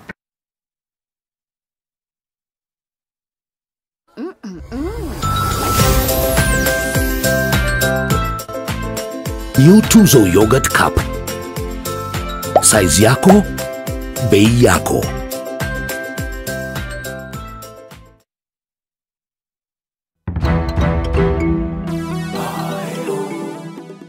Hold the left control. Tony Mwangi is a returnee from Malawi, back with a timely skill. My work was to deliver medicine to rural Malawi. As Kenya begins to enforce strict drone regulations. We have the power to arrest and detain and take people to court for violating regulations. On Kenya to the World, the fashion company dressing Hollywood stars. And on My Magical Kenya, the magic of Magado Crater in Meru. Select a plot of value-added land within Garden of Joy gated community off Koma Kennel Road, Machakos. Now kuamue January na 21K with Optiven. Call us now on 0790 300 300.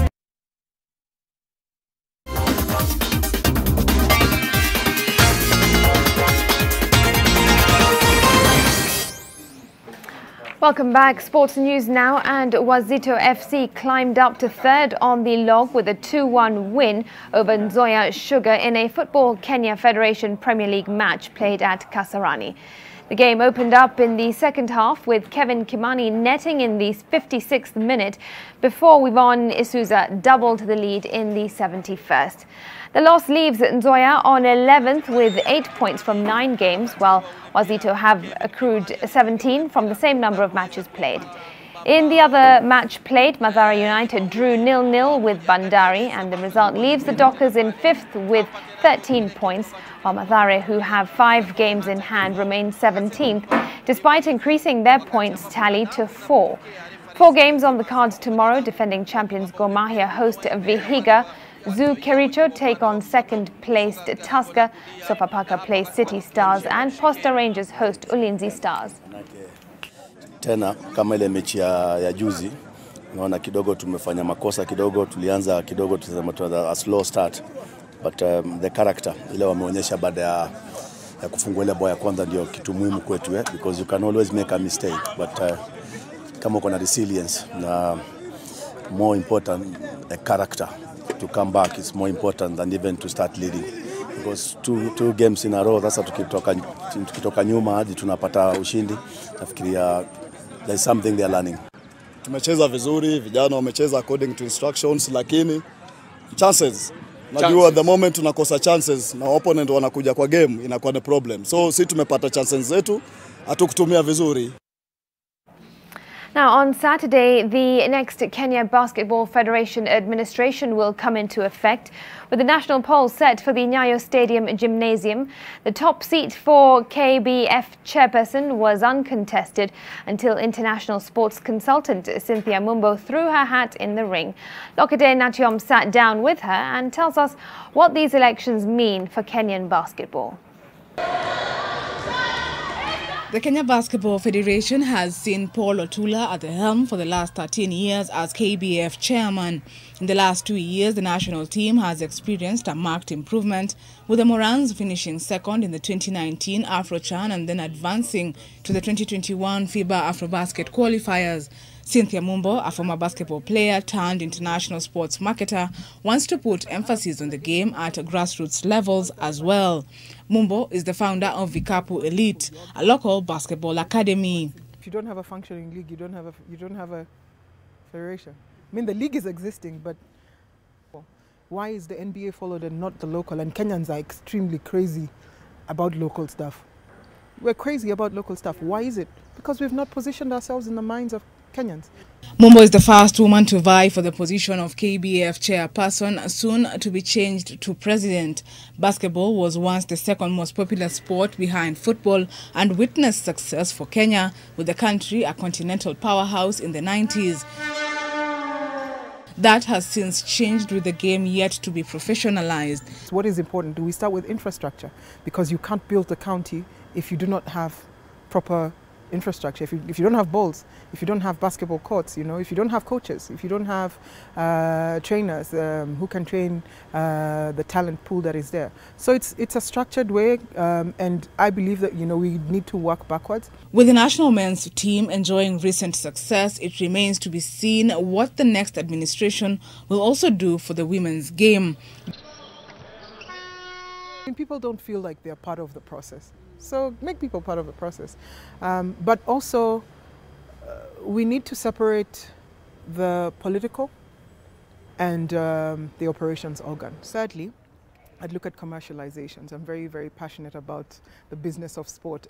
The elections that were postponed by a year due to the COVID-19 pandemic will also see contention for the post of vice chair, second vice chair, as well as assistant treasurer. Lokeder Natiom, NTV.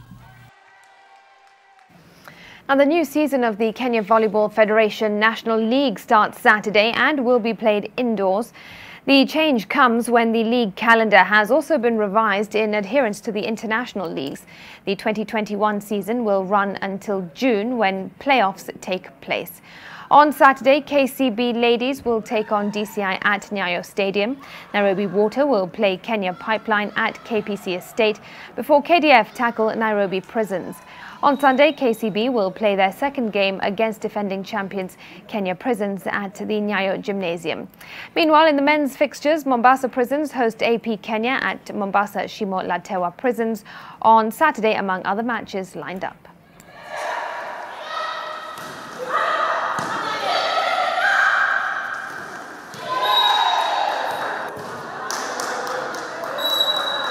During Corona, tumekuwa tunatrain vizuri. Though challenges zimekuwa hapa na pale, but tumekuwa tukitrain kwa, tunashukuru Mungu. Then for the league that is ahead, yenye tunaanza kesho, tuko na DCI saa 4 asubuhi, of which our expectation is to win that match, and finally on Sunday to play Kenya Prisons, also to win that match. That is our first objective that we want. We want to win the first league. Kucheza nje ilikuwa imepitwa na wakati, lakini hii imekuja wakati mzuri kama tuna prepare competition ya international kama Africa Club Championship na Olympics ambayo itakuwa mwaka huu mwezi wa 7. So kama kocha mkuu au national coach, niko na furaha leo kuangalia hii transition yenye tunaingia ile international standard. Now, they say it takes one to know one, and with the Tokyo Olympics around the corner, who better to talk to about the experience of the Summer Games than a former Olympian? Humphrey Kayange, former captain of the National Sevens rugby team, participated in the Rio 2016 Olympics and looks ahead to Tokyo from the other side of the fence. 2016 was a good year for us. We had just won the Singapore Sevens, and we were looking at the Olympic Games to go out there and do well. Unfortunately, at the games, as it is with sport, we got there and we didn't perform as we had done in previous tournaments. I think for that was a lesson learned. I think it's very good that there are players who played in Rio who might be in Tokyo this year. And for them, I think they'll pick up the lessons and pass them on to the young lads who are coming through. We've seen the team being very exciting in the last 2 years. Before COVID, I think under Innocent, they came really close. They had 2 cup finals, a few semi-finals. So the team has sort of blended and come together well. And looking at Tokyo this year and the work that they've started doing, we're really optimistic that they will go out there and give a better account. If they can get into that medal bracket, that will be a huge achievement for Kenyan rugby, and we'll really be proud and cheering them on to ensure that they go out and be the best they can be. Now, two-time African nations champions DR Congo needed a late strike by Amadou Massassi to salvage a 1-1 draw against Libya in Group B. DRC had won their first game against rivals Congo by a solitary goal, and another win would have guaranteed them early progression to the quarter-finals. The draw, however, ensures that they still top the group. In the other game, Niger and Congo drew 1-1. Group C is...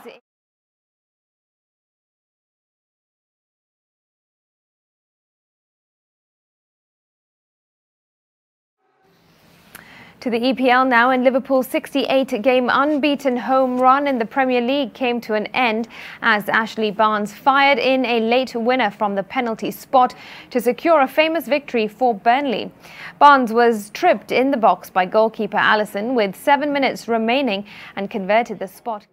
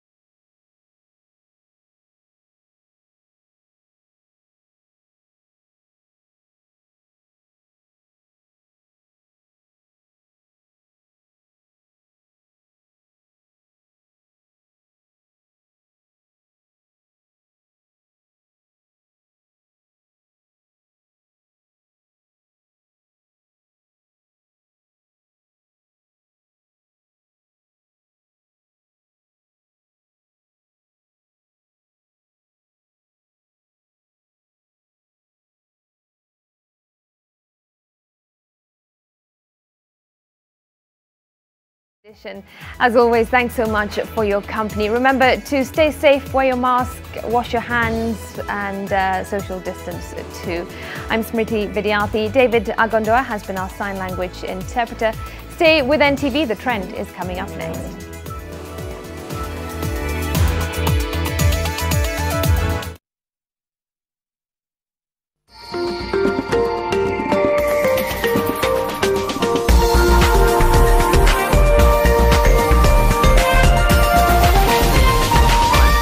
This is NTV.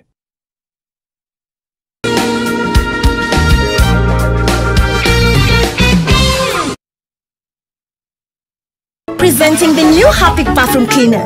Compared to ordinary detergents, its thick formulation gives you superior cleaning and kills 99.9% of germs and viruses all around the bathroom. Blue for the toilet and red for the bathroom. The top 10 hottest 254 tracks. All your requests pamoja na surprise kibao. Mambo vipi, kama kawaida, it's your girl Adasa na niko ndani ya Kwetu Mix on NTV. Join me, your boy Ted Agua, right here on your favorite channel.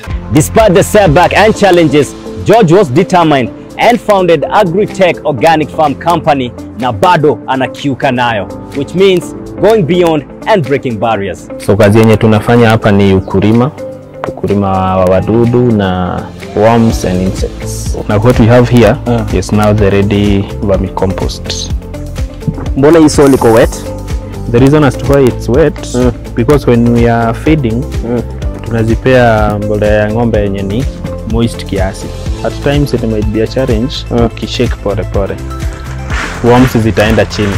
So it requires you move very fast. And when it comes to organic farming, tunaweza kiukaje na ni benefit gani hizi vitu zinatuletea? Tumekuwa tukitumia chemicals here and there, and this has led into a challenge of food security. But now when we come into organic farming,